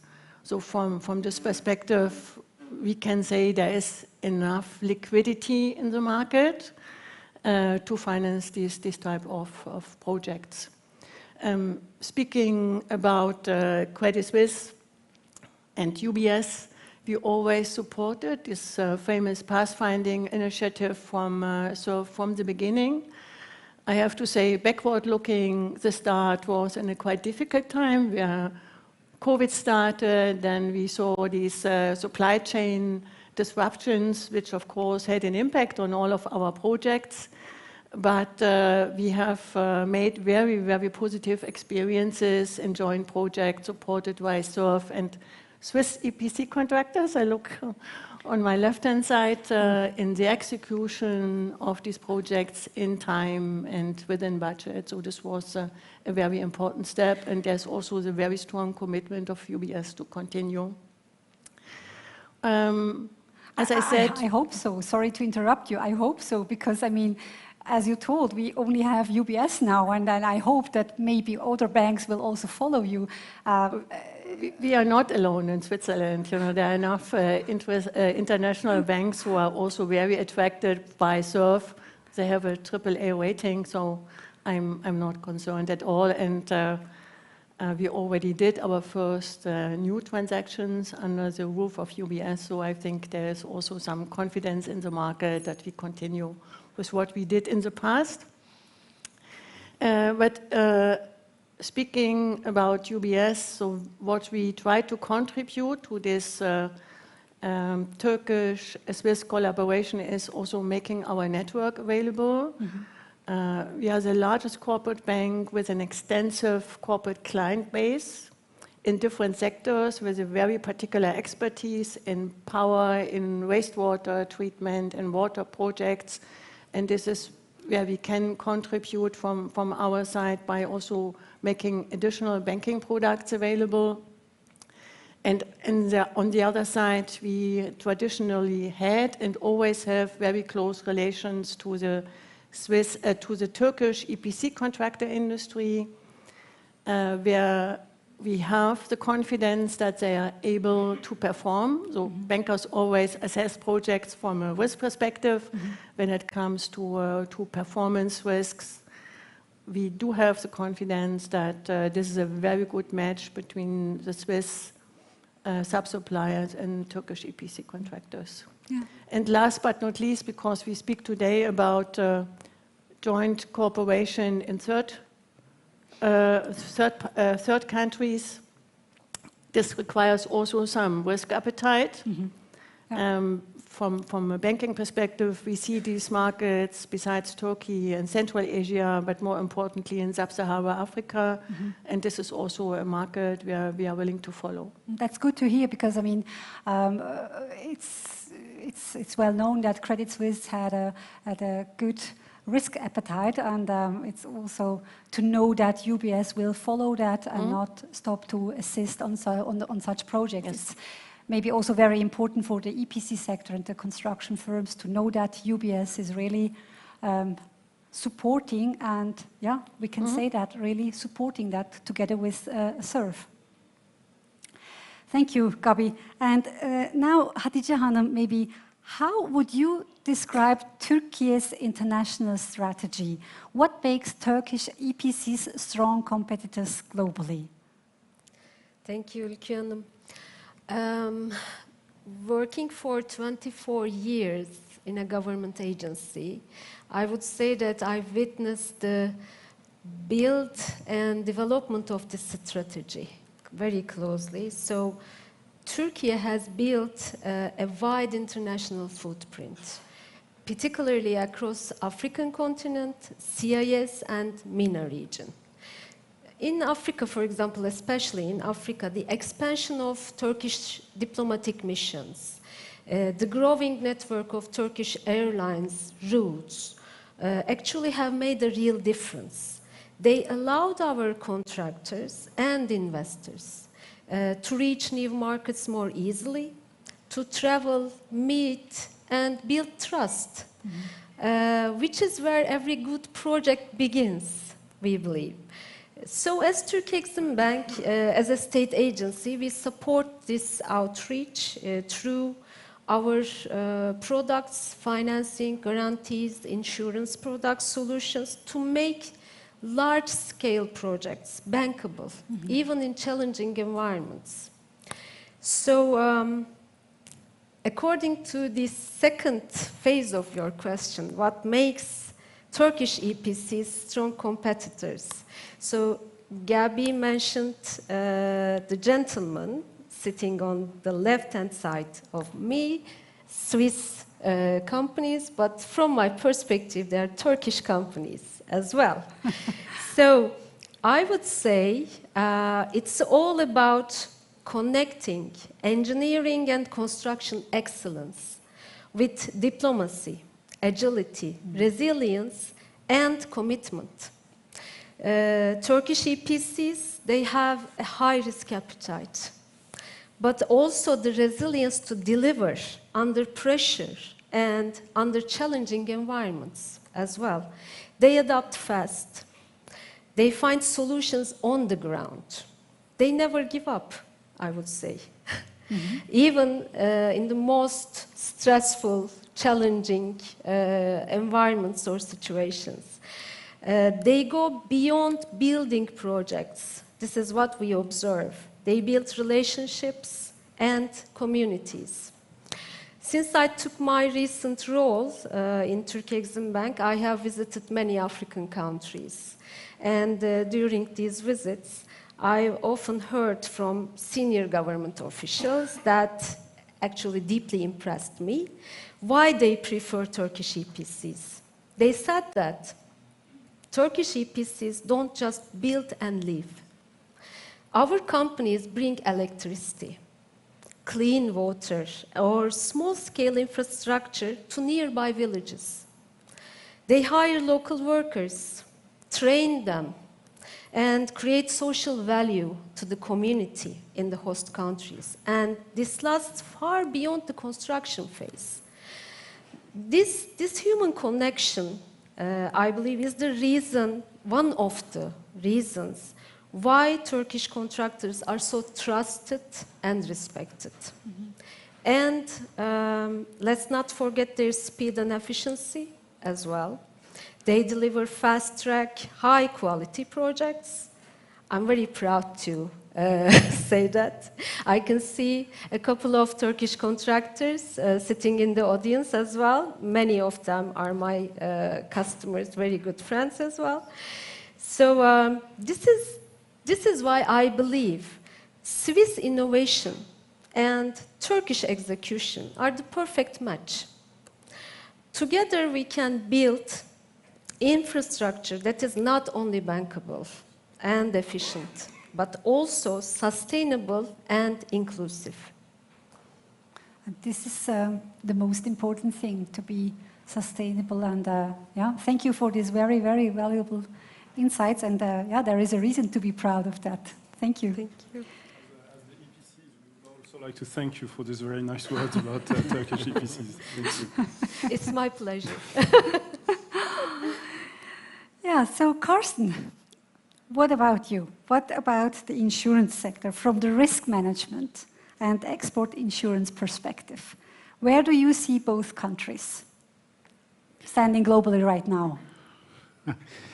I mean, looking a little bit back, maybe also when we started, to be honest, like 6-7 years ago, we mostly waited until somebody called us to insure something, and our CEO then developed us, say we have to be more a trade facilitator, so we have to think about how can we bring in Swiss exporters more in projects. And we saw some of those EPC projects, but we figured out there is no Swiss EPC in the sense that they go outside the country. We don't have this capability at all. Has been in the past, but it's long ago. And so we stumbled over a certain couple of projects where we see, that's maybe working. We have to bring in those exporters into those projects. And we saw one part, is the EPCs which are there in Turkey with the entrepreneurship to go in also difficult market. But we also started with the first project which took place, for example, with SSB in Turkey as well. So we have done here executed projects which are running really. Started this idea, what we then called also pathfinding, in that way to bring in the export industry to those projects. Generally, Turkey is for us an important market, it's an export market. I think that also Mr. Parmalan stretched that this morning, even to an extent that we get to certain limitations also here. And it's a big portfolio, it's the largest portfolio we have, from small-scale project, classical export, to large infrastructure projects. And also, I just saw a couple of information from data provider TXF saying, for the whole export credit agency, number one market is Turkey, still. In number of transactions and size, you see those. All those transactions are executed, they are running, there are no areas, it's going to be repaid, it's going to be done.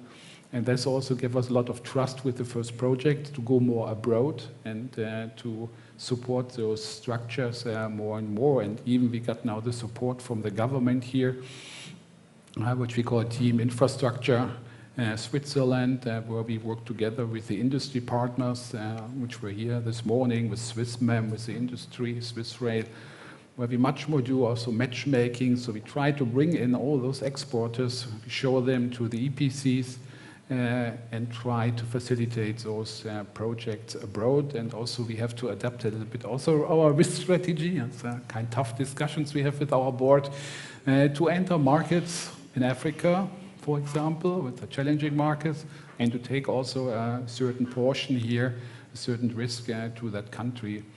And I think there's a lot of trust building done the last couple of years, where also the exporters, and to be very frank, sometimes if I bring an EPC to an exporter in Switzerland, they are scared in the first moment. And they say, I have a nice project in Tanzania.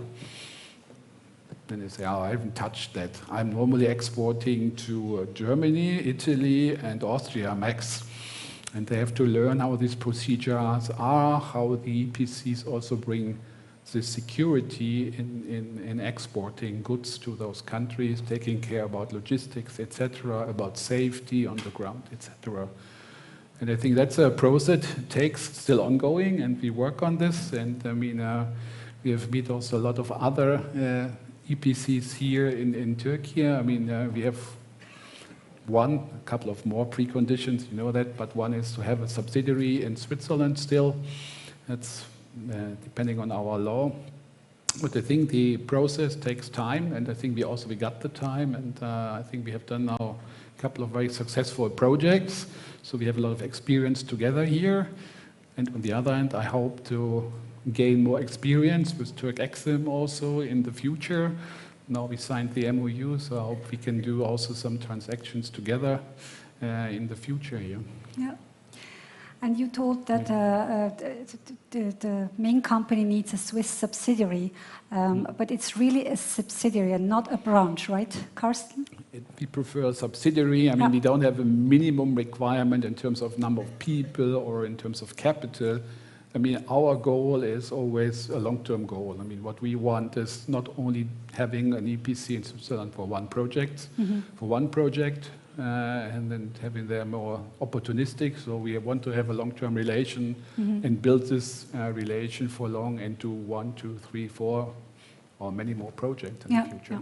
Now, the reason why I'm asking is, in the most cases when we are requested to advise or give legal advice on such kind of structures, then they ask always, is it not enough that we build from scratch, or at the beginning at least, only a branch, because we have, to smell a little bit the air from Switzerland and then to go a little bit slightly forward.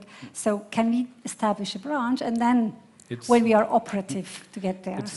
it's legally possible, yes. I mean, what we normally see is, I mean, a number of people. What we see in the past from the experience is normally you have one person taking care about the Swiss procurement, so they know what they say. Maybe one accountant, and then they start small. And I mean, you guys know better. I mean, there are now both companies which are substantial number of people already.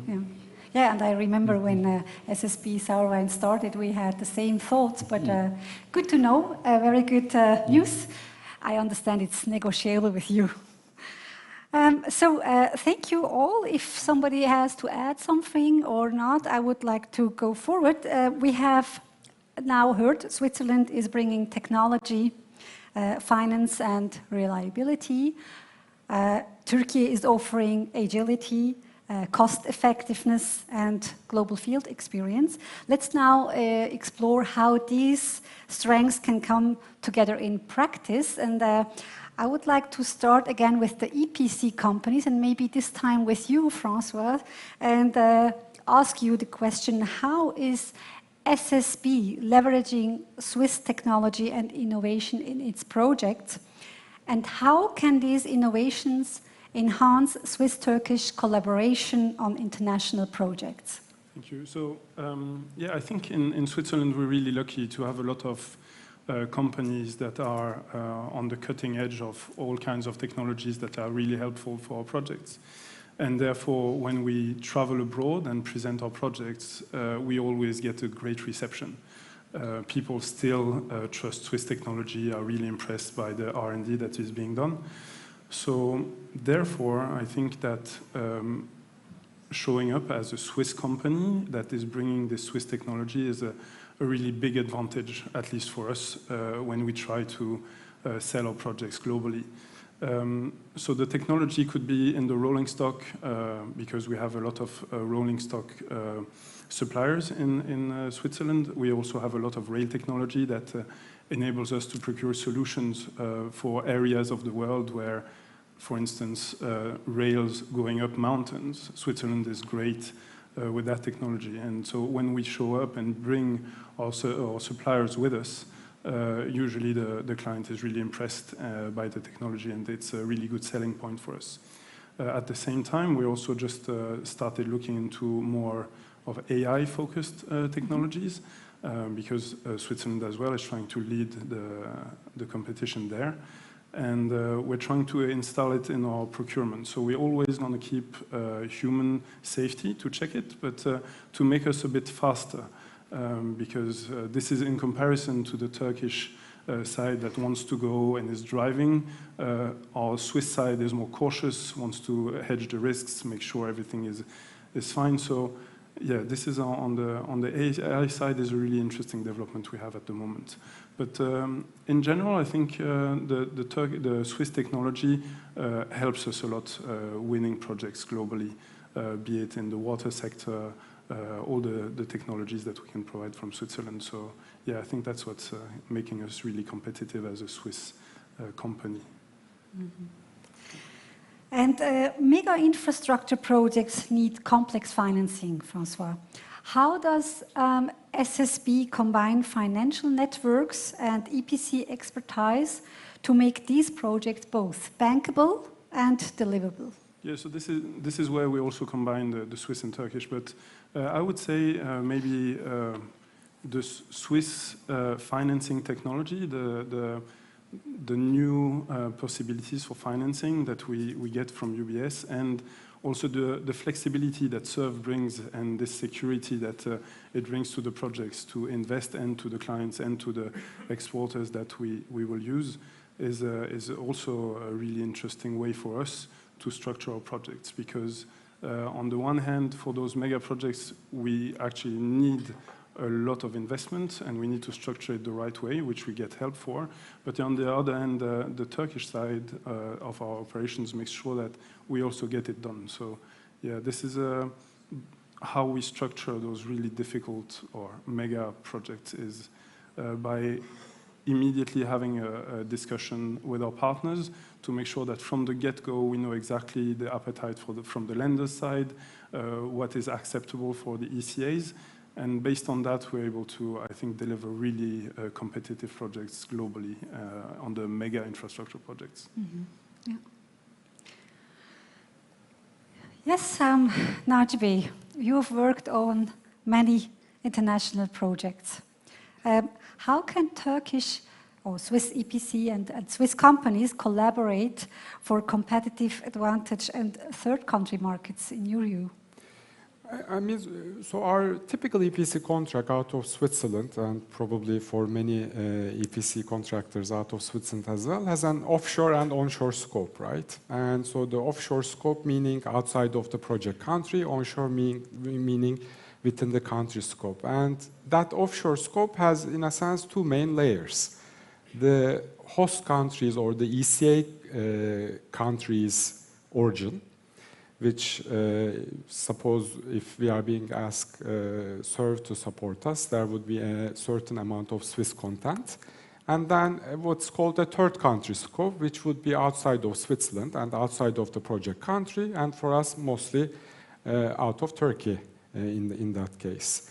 So I think, and our Swiss entity would be responsible for the global procurement all outside, and arranging the financing and structuring the arrangement. And then our Turkish entity's relevant branch in the country would actually do the delivery, the execution on the ground, the local interface, so to say, right? So it's almost the two EPCs, so to say, almost are commingled into a single setup.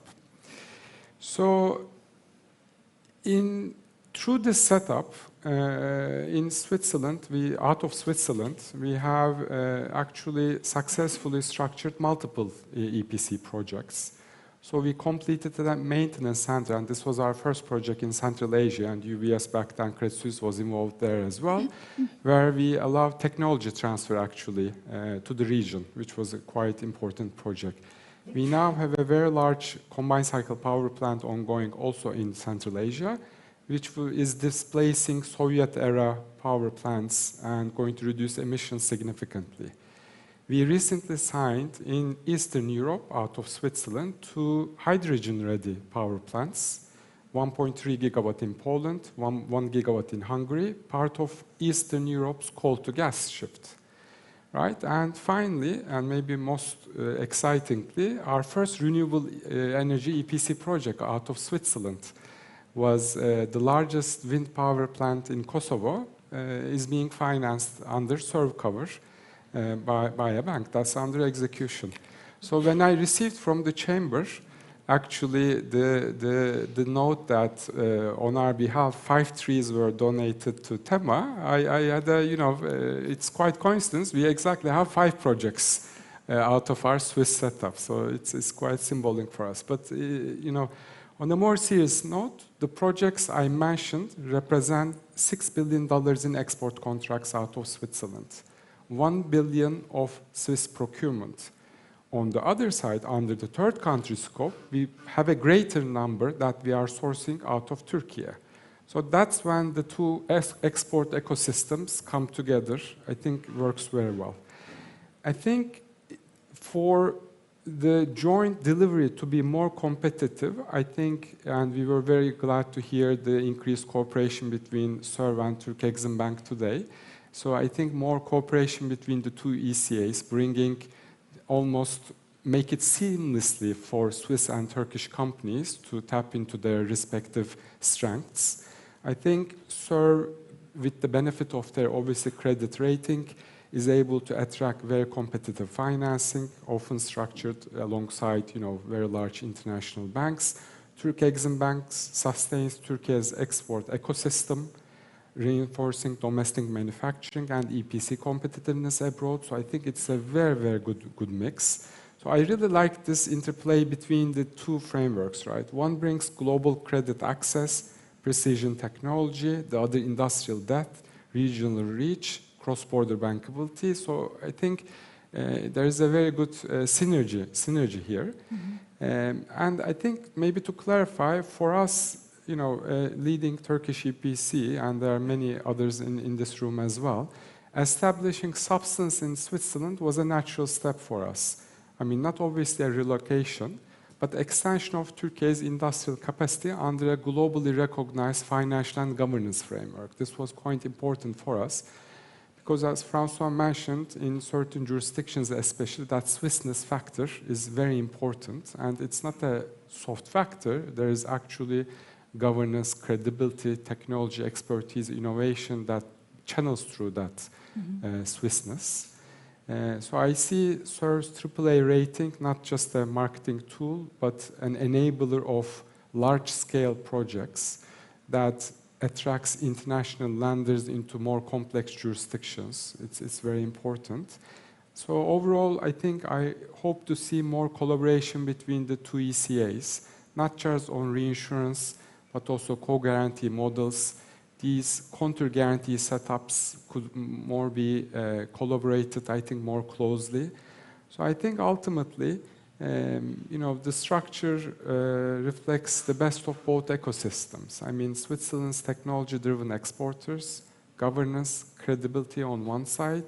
I think Turkey has manufacturing depth, EPC expertise, and definitely agility. So I think that's how I would position it. Yes. We got the message. That was exactly what I wanted to Carsten. It looks like the times for waiting for calls are over. So you see the expectations, and would you like to add something, or would you like to tell afterwards something to that? Or okay. So no. Message received. Yeah, François. So maybe there's one thing that we probably agree upon is Swiss technology is usually very expensive, and so that's one of the biggest efforts that we're facing at the moment, is to make our clients understand that the cost also matches the life expectancy of the products that we're selling or the quality of them. So this is where we also get a lot of support from SURF to reach out to potential clients and to explain, and from the Swiss government in general, to explain how the Swiss technology is really a good fit for the project, and that in the long run it will benefit the project in general. So I don't know if you're facing those kinds of issues, but we on our end are facing that. Is something where we need some support, is to sell this quality that it has a price actually. Exactly, so, yeah. Exactly. Yeah. So we have heard the more EPC side. Let's go to the finance side again. Gabi, if I may, how can Swiss financing mechanism enable infrastructure projects? We see most of these projects, of the large infrastructure projects, happening in emerging markets. And this means the risks are high or higher, and the money is short. And from our experience, the ECA or SURF-covered financing is a key element, if not the key element, for the feasibility of the project. You might confirm that, which means when one of our Turkish EPC contractors participates in a tender, they immediately have to come up with the financing, not only to win the tender, but also to support the feasibility of the project, and this is where we start in. You already mentioned that, and this is very important that we also show this commitment to this quite long process. We see that as a contribution to our relationships and also to the support of the Turkish and Swiss export industry, and also to enable the project at the end. And if you ask yourself why this financing is so important and so attractive, I have to say export finance, I think in all banks it's more the particular animal, because we have very, very long maturities. So we start at 10 to 12 years, and when it's a renewable project, it can go even up to 22 years of repayment period. And in these emerging markets and particular projects, this is even required from a cash flow perspective to enable the sponsors also to run the project in a proper way, also for us to mitigate the risks. And given the size of these projects, it's also very important that we get the 95% cover from SURF at the end. This enables us to absorb larger risk amounts at the end. So we see deep friendships are coming up, are arising from such projects. I hear it most of the time, trust, relationship. It's very important on such long-term projects. Yeah. In addition, and I think that's also very, very important, backward-looking, the Turkish EPC contractors get full access to the products of SURF, including advance payment guarantees covered by SURF, non-payment risk cover, and all the other very important projects. And also when it comes to the financing, we found a very smart way with SURF to also embed an interest rate hedge with SURF cover into the long-term financing, which gives all the parties at the end also security and comfort. Yeah, exactly. Thank you.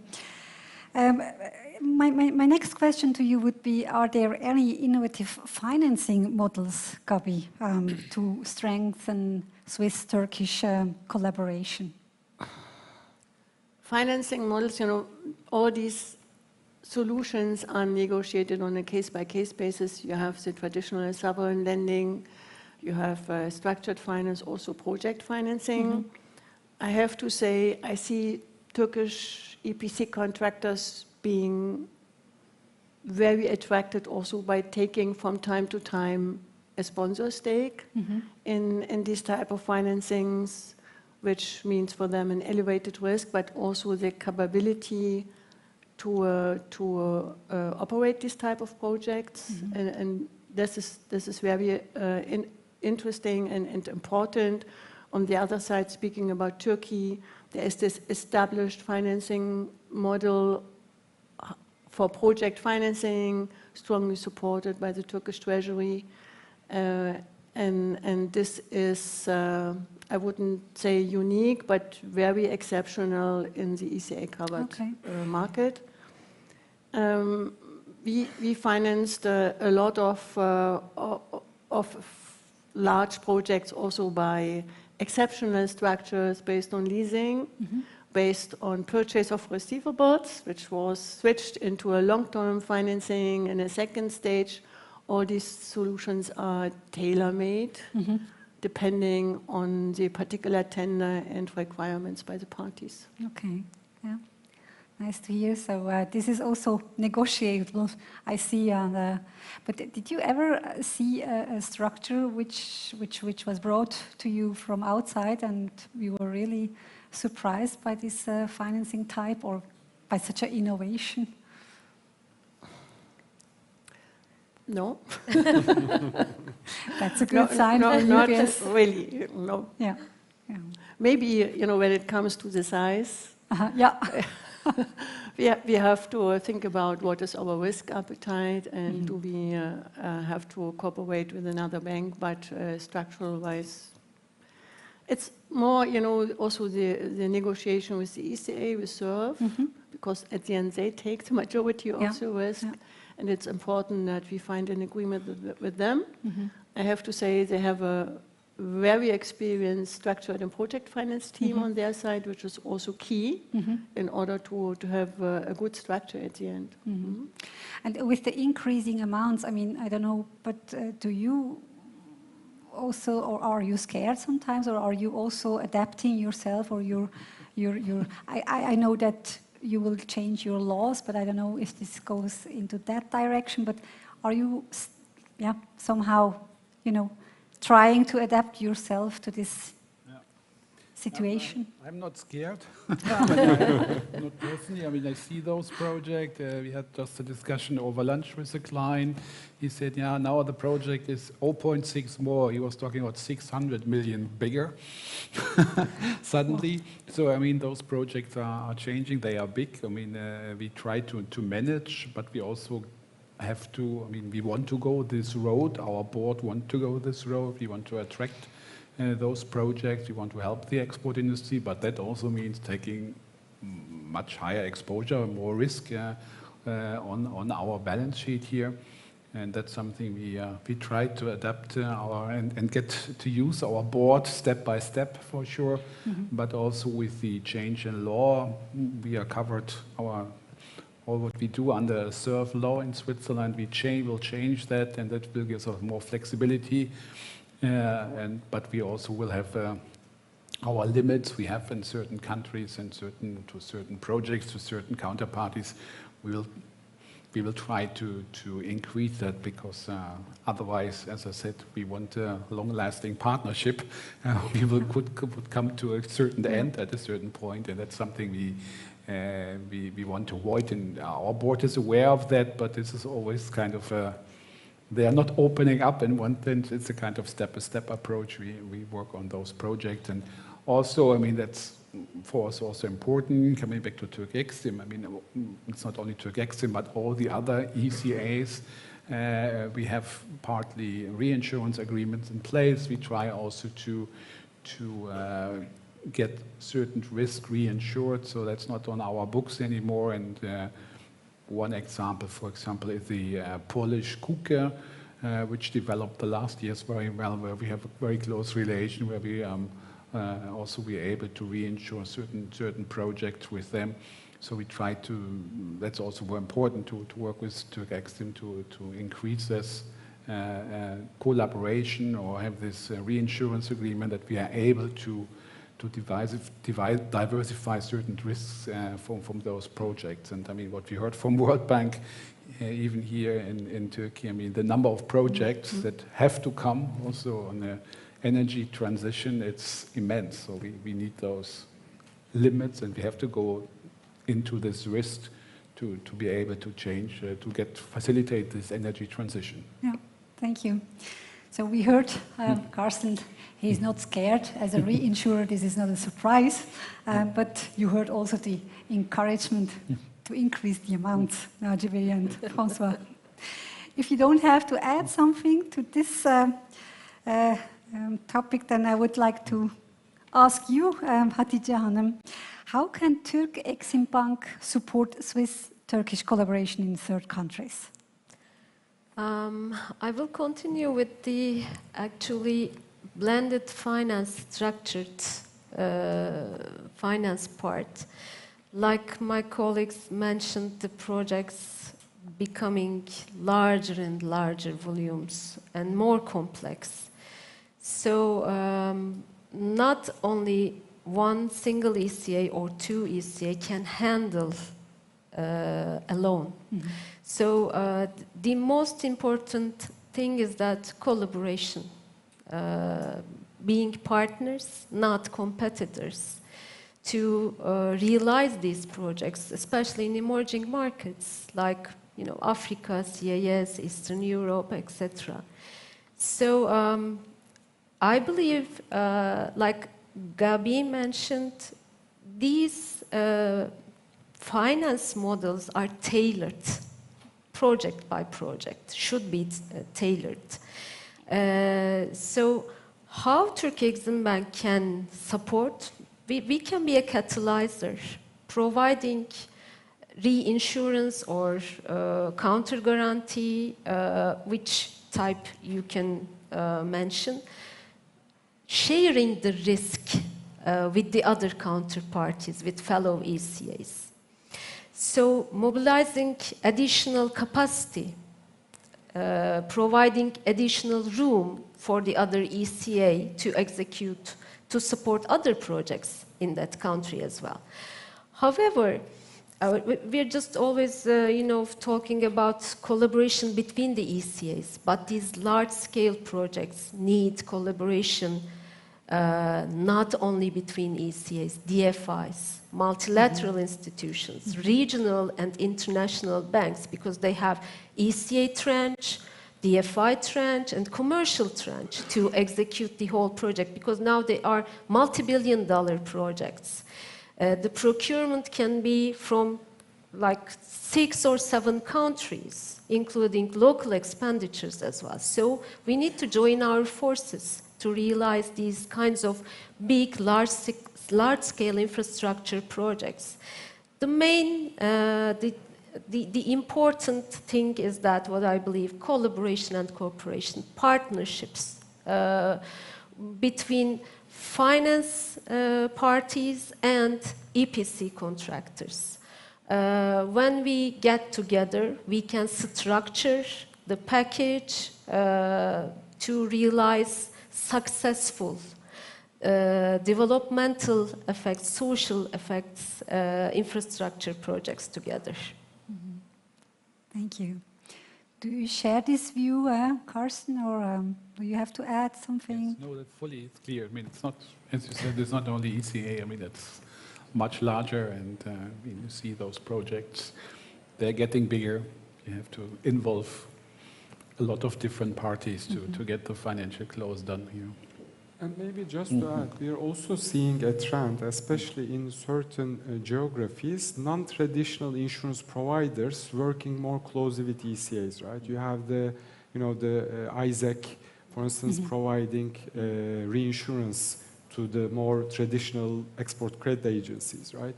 Or export credit agencies. Or you have from the Gulf, certain, Etihad Credit Insurance, some others as well. They recently closed a transaction in Iraq, for instance.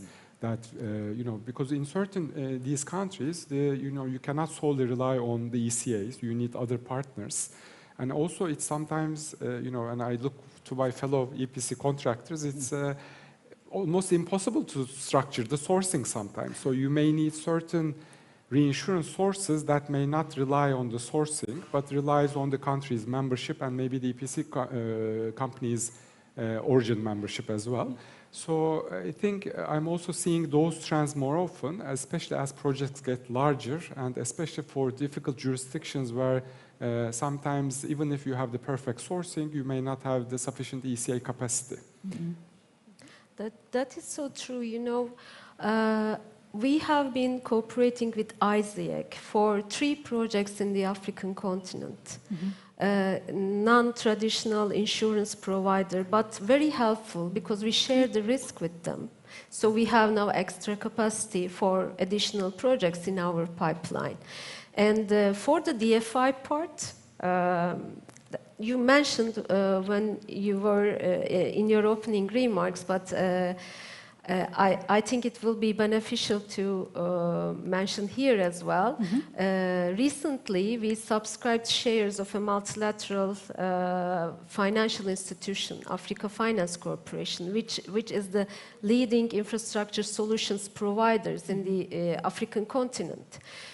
So they are concentrated on project finance type of transactions, infrastructure, and energy projects. With Naci Bey is also working closely with them. So the aim to subscribe the shares is that to build, develop these structured finance packages for our contractors, for our EPC contractors, because they will be mobilizing the DFI tranche within African continent, getting together all other multilaterals operating in the Africa, and we will be mobilizing the ECA tranche. And with the help of them, the commercial tranche will be mobilized by regional African banks. So the whole idea is now collaboration, cooperation between financial institutions again. Thank you for these very valuable insights and your thoughts, Hatice Hanım.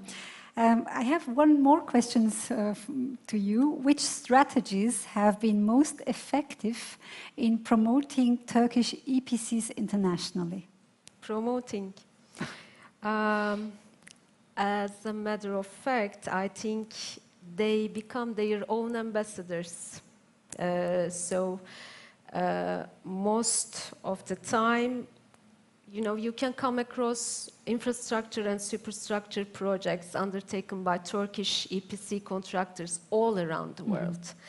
And as the official export credit agency, we take great pride in hearing this recognition wherever we go.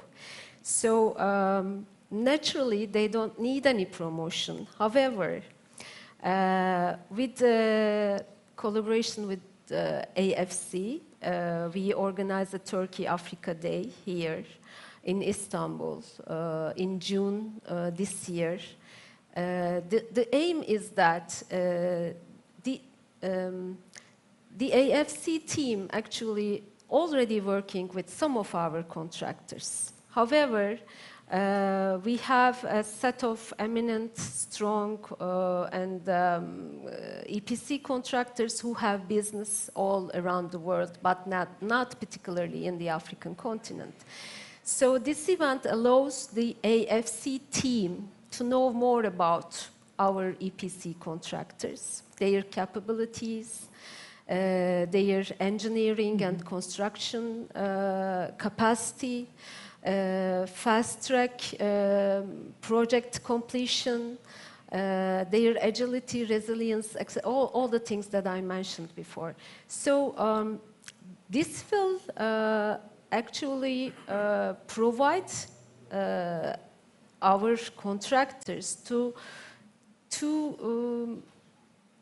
get some more projects in the African continent which are developed by AFC itself for their member countries. This opens a separate door for our contractors. We are organizing these kinds of, we will continue to organize these kinds of events, but you know, as a matter of fact, they are promoting themselves by their high quality projects. This is the most important issue. What we heard today also from François, high quality. As an equivalent of Turkish Exim Bank, Carsten, how can Swiss export risk insurance support EPC projects in third countries? What do you think? As I said before, we have to have appetite. I think that's the important thing. I mean, we try, I mean, as we said, they speak for themselves a lot of times because they have done projects all over the world already. But for sure, we help them. I mean, also, I mean, with the embassies on the ground or the consulate. Sometimes we have also Switzerland Global Enterprises on the ground, so which can help to open doors. But normally they are even better connected than we are, so there's not much need help. I think what we can offer is always when they come with project ideas, with certain projects, to be very flexible and discussing what kind of solution we can offer. It's not always a straightforward MOF-covered loan. Mostly it's more structured. And then also trying to see how we can manage limits or can bring in other ECAs. It's also, as Nachibe said, sometimes difficult. If I propose another ECA, maybe to source from that country, to find a most fast possible solution to be able to cover that project. And what are the main opportunities and challenges for Turkish EPCs working with Swiss partners abroad? Maybe we can... Abroad, I have to say what I mentioned before. I think especially when the EPCs start in Switzerland, I said there's still... It's also our job to make the Swiss export industry aware of that approach, so that we help them to get access, that they are not too much scared in the first moment. And I think that's also my job too, and the job of my team to explain them what are the risks and maybe more the opportunities in going into a project independent of the country they have. I think that's something we can try to promote. We do this, but we have to be even to do this more in the future. I think that's where we try to help both sides to connect them. I think that's something. And I think what we also discussed with the precondition to have a branch subsidiary in Switzerland, I mean, that's something also we try to help them, how this is working, what are the costs involved here, and maybe also what is a good place to open the office. Who could be the good help. legal advisor, yes. maybe. And get some entry points here to connect here most very fast in that sense. And then it doesn't really matter to which country they are going in that sense. Maybe just to add, I mean, in our sector, so the projects that we are signing today were developed 2-3 years ago, probably, right? So there is a very lengthy period of developing the project, let's say, from concept or from tender to actually notice to proceed or commencement on the project, right? So usually the challenges, sometimes you have very identified Swiss suppliers that you can easily go to, right, to trigger a certain amount of content. Sometimes you may need to find more. So how do you, go to a Swiss SME in St. Gallen and tell them, I have a project in Tanzania in 2 years' time. These are my specs. Can you give me a quote? Oh, just a high-level quote. I'll come back in 2 years. Impossible, right? So that's where I think having this relationship with SERV and maybe a support letter from SERV about the project and going there, they feel like we are not coming to them chasing a dream, I think is quite important. But also the fact that we have, and obviously SSB as well, have a quite large presence on the ground. I mean, we have been established since 2017. We are about 10 people so far, going to grow next year even more. And you have to have people on the ground that Swiss companies can easily connect, and they feel like you are not there as almost like a trader, aggregator.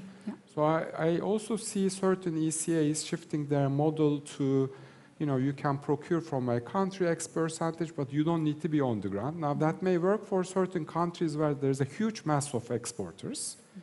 But otherwise, if you are really chasing the exporters, you have to have presence on the ground. You have to prove to them that you are a reliable source and there in the long run. So I really hope SERV reserves that setup, which I think brings more trusted long-term relationships.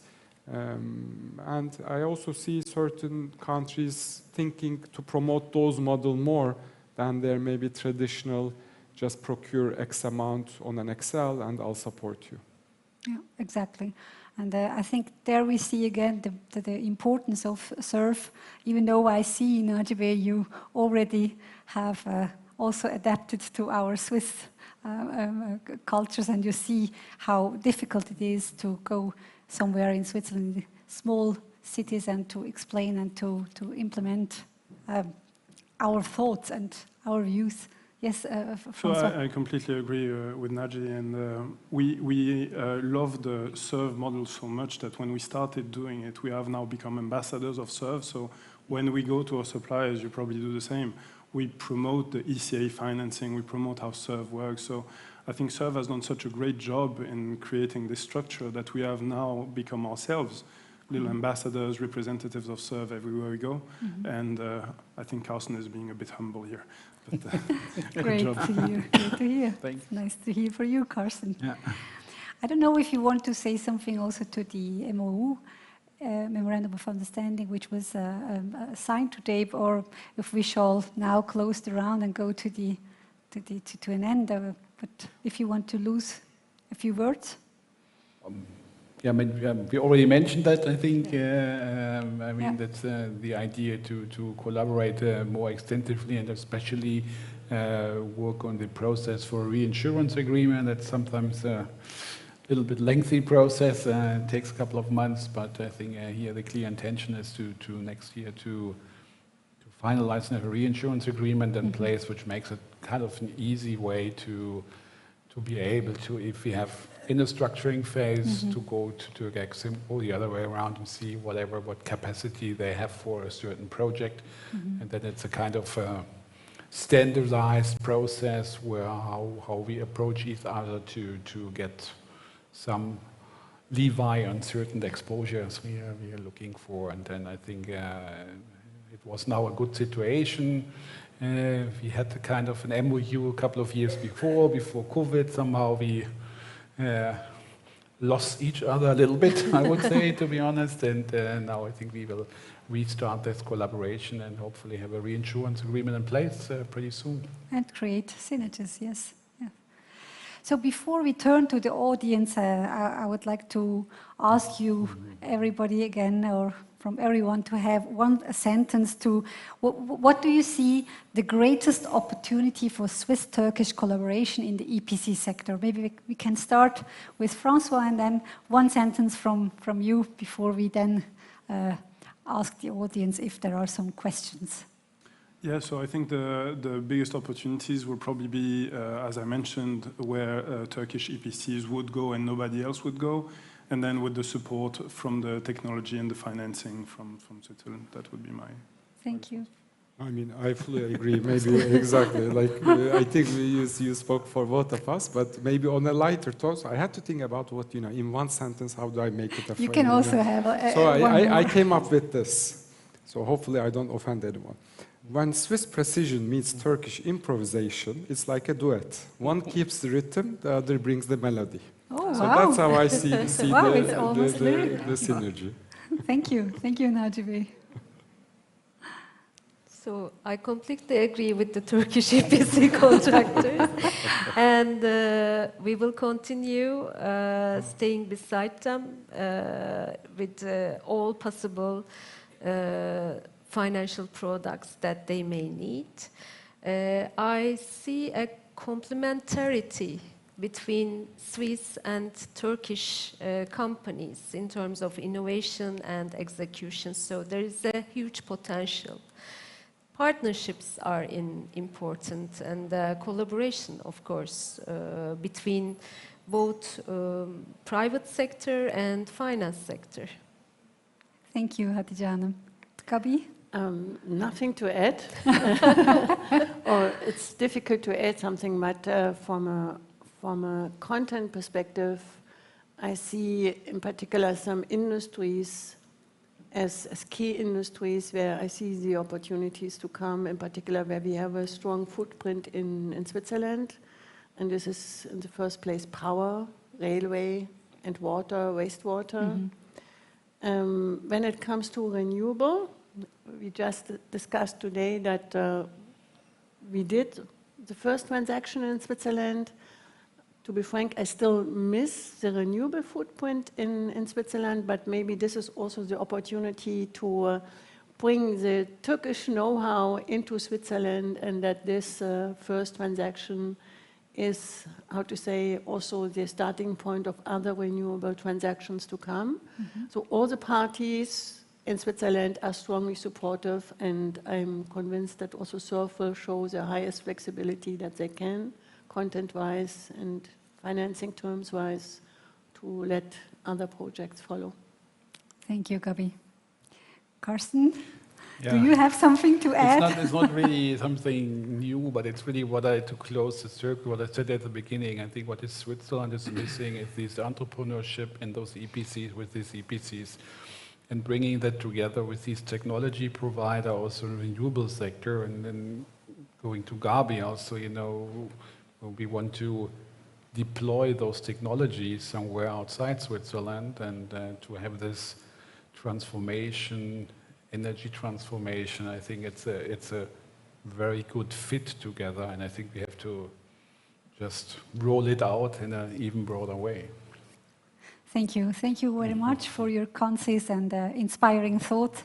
Let's open the floor maybe for a few questions, if there are any from the audience.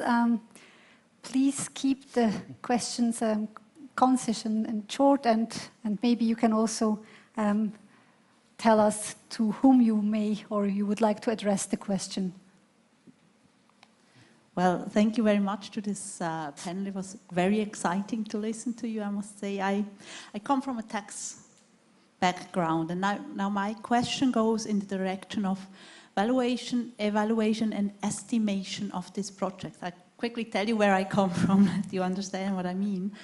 I see, I advise different projects, also larger projects, and what I've seen over the last years and also months are different things. On the one hand, we have tax, legal, and regulatory frameworks that are changing rapidly in different regions and different countries. We have heard before, collaboration between financing sector contractors are very important. I see on institutional level, like OECD and UN, facing these troubles and really harsh discussions on a tax level, bringing on security in the background. I see then also modern technologies. I've heard AI this morning. I mean, this is really disrupting the whole setups, and also decentralization, like decentralized finance, decentralized energy projects, and so on. And I was wondering now, I see it in the project planning, and when we structure it, of course, if I hear branch and substance also, I see that these definitions change, and also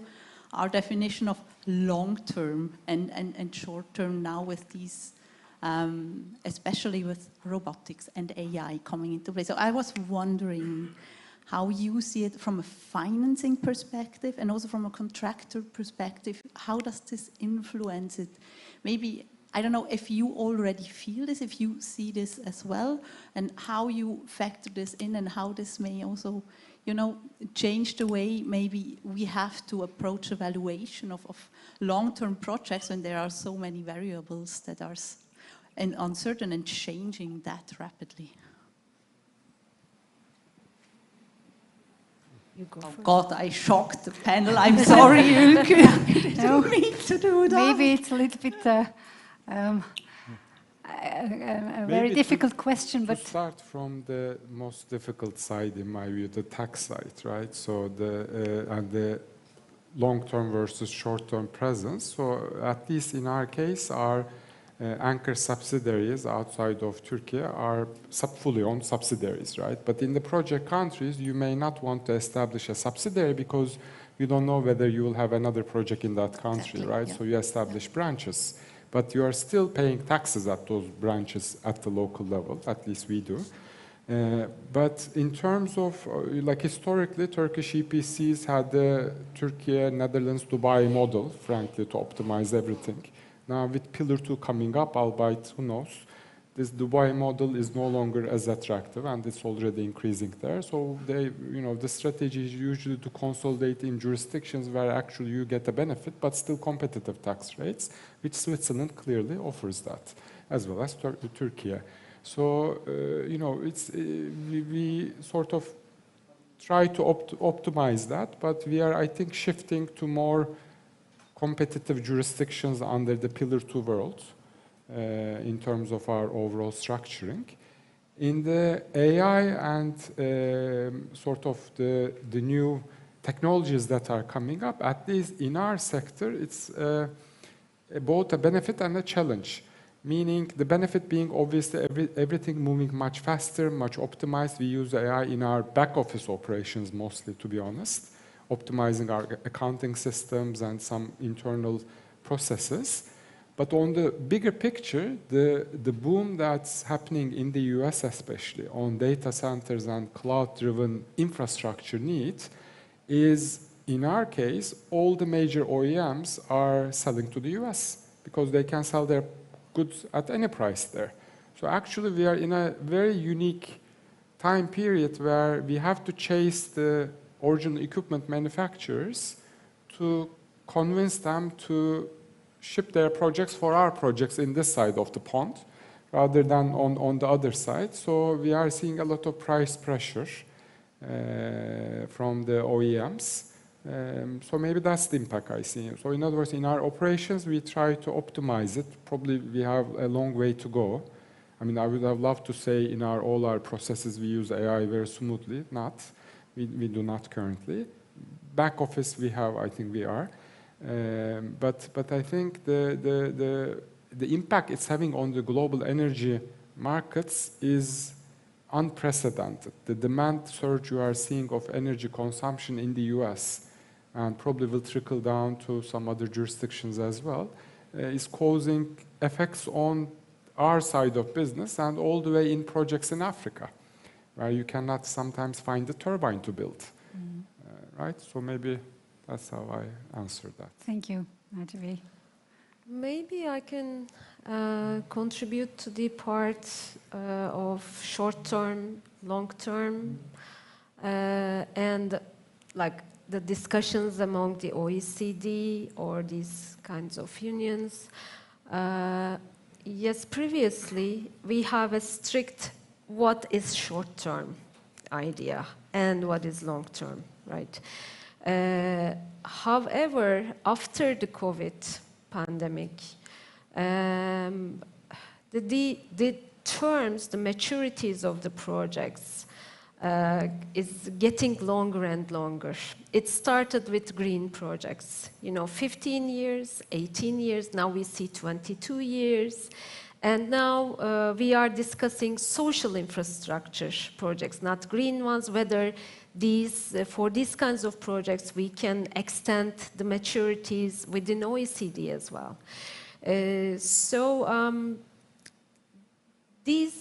During these times, what I see is that these maturities will go longer and longer. Why?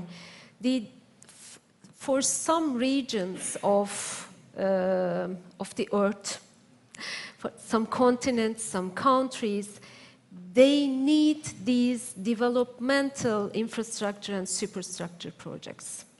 There is an urgent need for their development. So the other part of the world, we have the sources, finances, the procurement, technology, all of it, so that they don't have the sources.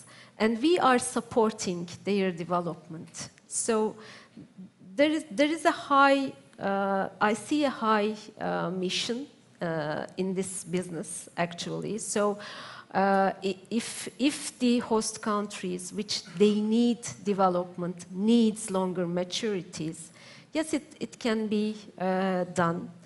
But these countries also, these kinds of policy changes have advantages and disadvantages, of course. That these are challenging environments. And we can see the risks and the opportunities as well. But the question is that, would we willing to take this risk? So we have a high appetite when it comes to challenging regions, environments as a state agency. I think I will stop here. I've covered all the part. We have the appetite, and I think we will continue providing longer terms for the development of countries and regions who are in need. Thank you, Hatice Hanım. Well, thank you very much, yes. Do we have another question, or? I saw a finger at the beginning here somewhere, but...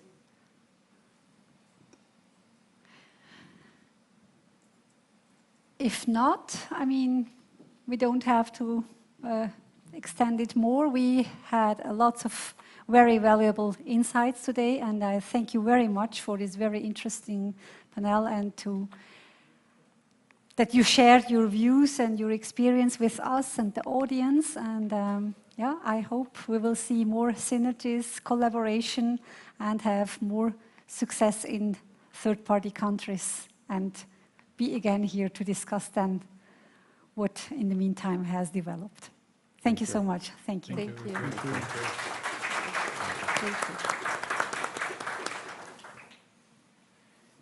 Thank you very much, dear Ülkü, for moderating this panel, and obviously to all panelists for being with us today, to the audience for staying until the very end and taking advantage of these valuable discussions. I think I'll just come here, sorry.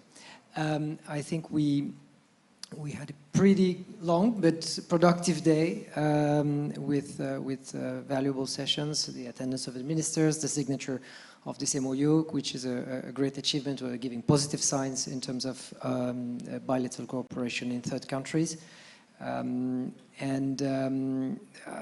think we have especially, I mean, during the panels, and I've seen it a bit more here. I was unfortunately in another meeting during the previous panel, but I think we can see an embodied version of the collaboration and cooperation we were discussing since this morning with EPCs, the private sector, the banks, and it's glad to see that there's such a synergy that really exists and already, and that can pave the way for further investment. So thank you very much of course, to you all for your valuable insights, and to the audience for being with us today. We have a small gift to our panelists. If you can just maybe help me with one hand, it will be difficult. A few gifts, as Najib mentioned, we made a donation in your name to Tema Vakfı, which is a foundation for protection of forest and nature. We have reached, I think, this year 1,000 trees contribution through the chamber, so we are very glad to be supporting such foundations. So, as a token of our appreciation, I'd like to hand you over this certificate. Thank you very much. Thank you. Thank you. Thank you very much Thank you very much. for being with us also from this morning. Thank you. Gabriela, thank you. Thank you.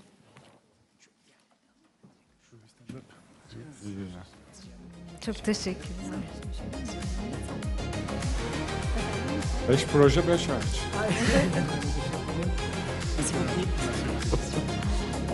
So that closes the Swiss Turkish Economic Forum this year. Again, thanks a lot for being with us, and see you hopefully very soon.